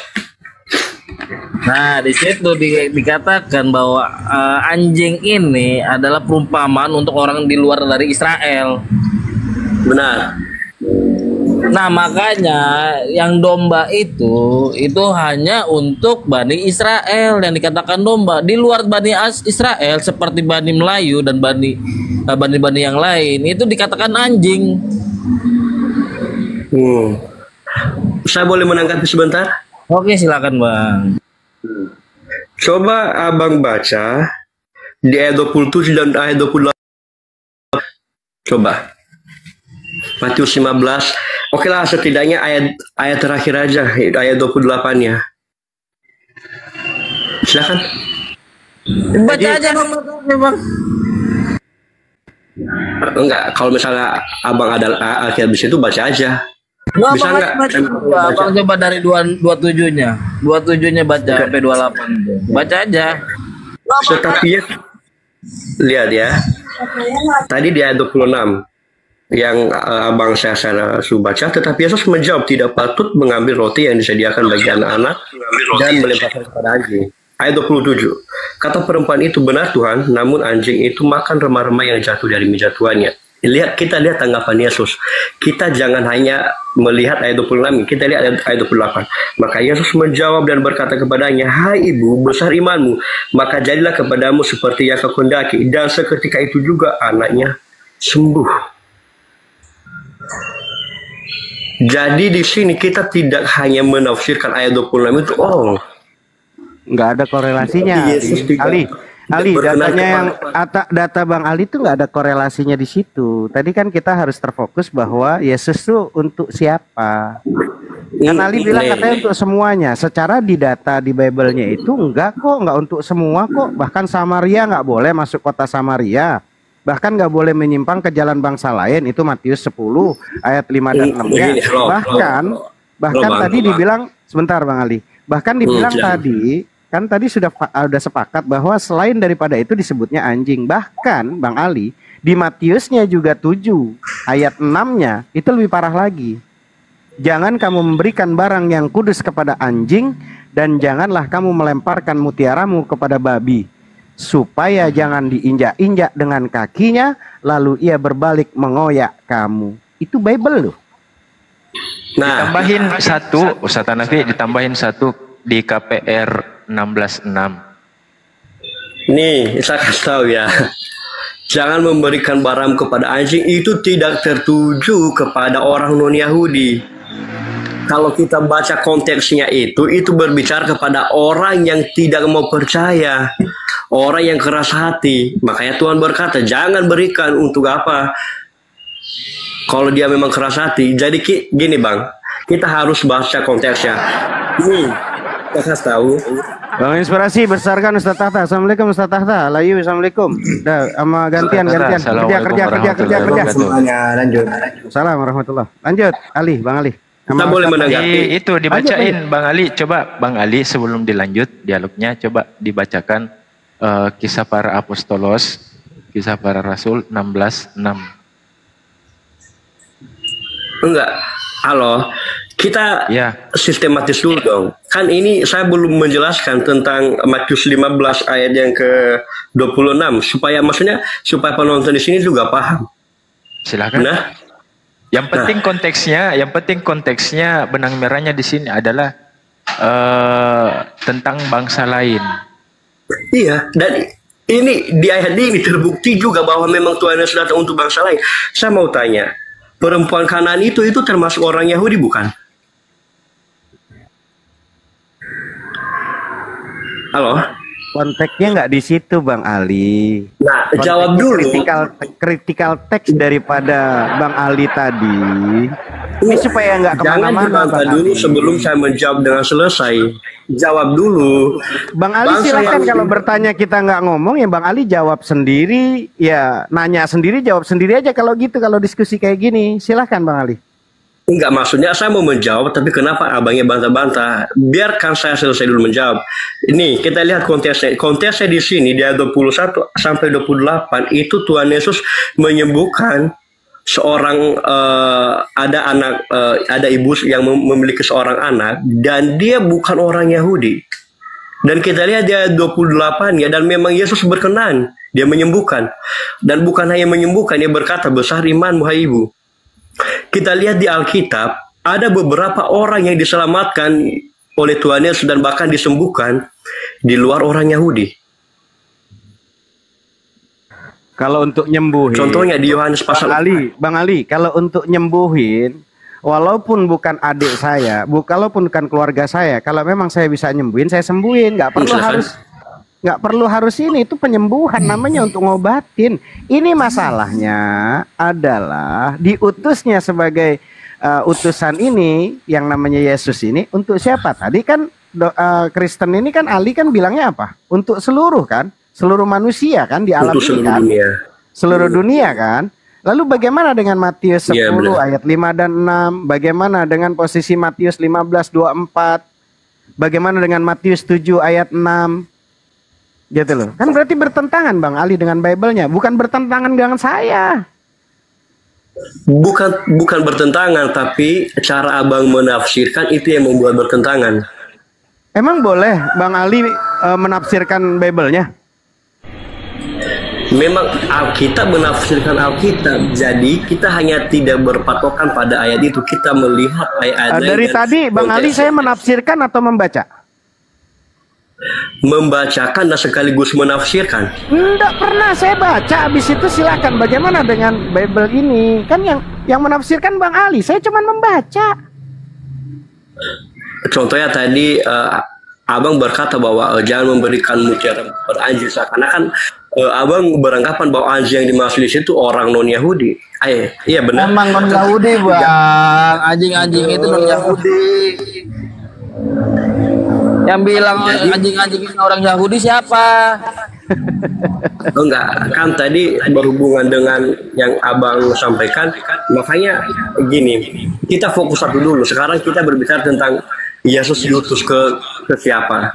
Ya, kan itu nih fokusnya Bang Ali. Kan Bang Ali bilang katanya untuk seluruh manusia kan? Benar. Betul nggak? Jangan-jangan bukan untuk seluruh manusia, tapi di situ tuh di Bible itu untuk seluruh makhluk loh. Nah, sekarang pertanyaannya, makhluk yang dimaksud di situ siapa? Yang tentu manusia. Lah, makhluk itu memang cuma manusia. Nah, konteksnya itu pertanyaannya gini.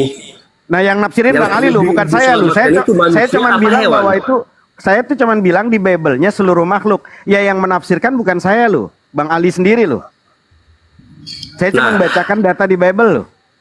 Nah, saya mengatakan karena Abang bertanya dan membaca, ya saya menjawab makhluk yang dimaksud di situ lebih tertuju pada segala manusia. Oke, berarti kalau anjing, kucing, kerbau bukan makhluk? Itu makhluk, tapi itu bukan sasaran penyelamatan. Pertanyaannya, apakah kucing perlu diselamatkan enggak? Udah lanjut Ustaz Tahta. Nih kayaknya agak dikit-dikit kopi bikin tumpah lah sama Ustaz Tahta lah. Kalau masalah Yesus itu untuk siapa gitu. Silakan Ustaz Tahta lanjut. Ya kalau pengen tahu untuk siapa, ya kita harus pakai dalil. Karena semuanya itu ada kitabnya. Yesus untuk siapa? Pertama diutus untuk Israel, Matius 15:24. Bahkan dia itu pemimpin untuk orang Israel, Matius 2 ayat 6. Terus aku berdoa untuk Israel, bukan untuk dunia aku berdoa, Yohanes 17:9.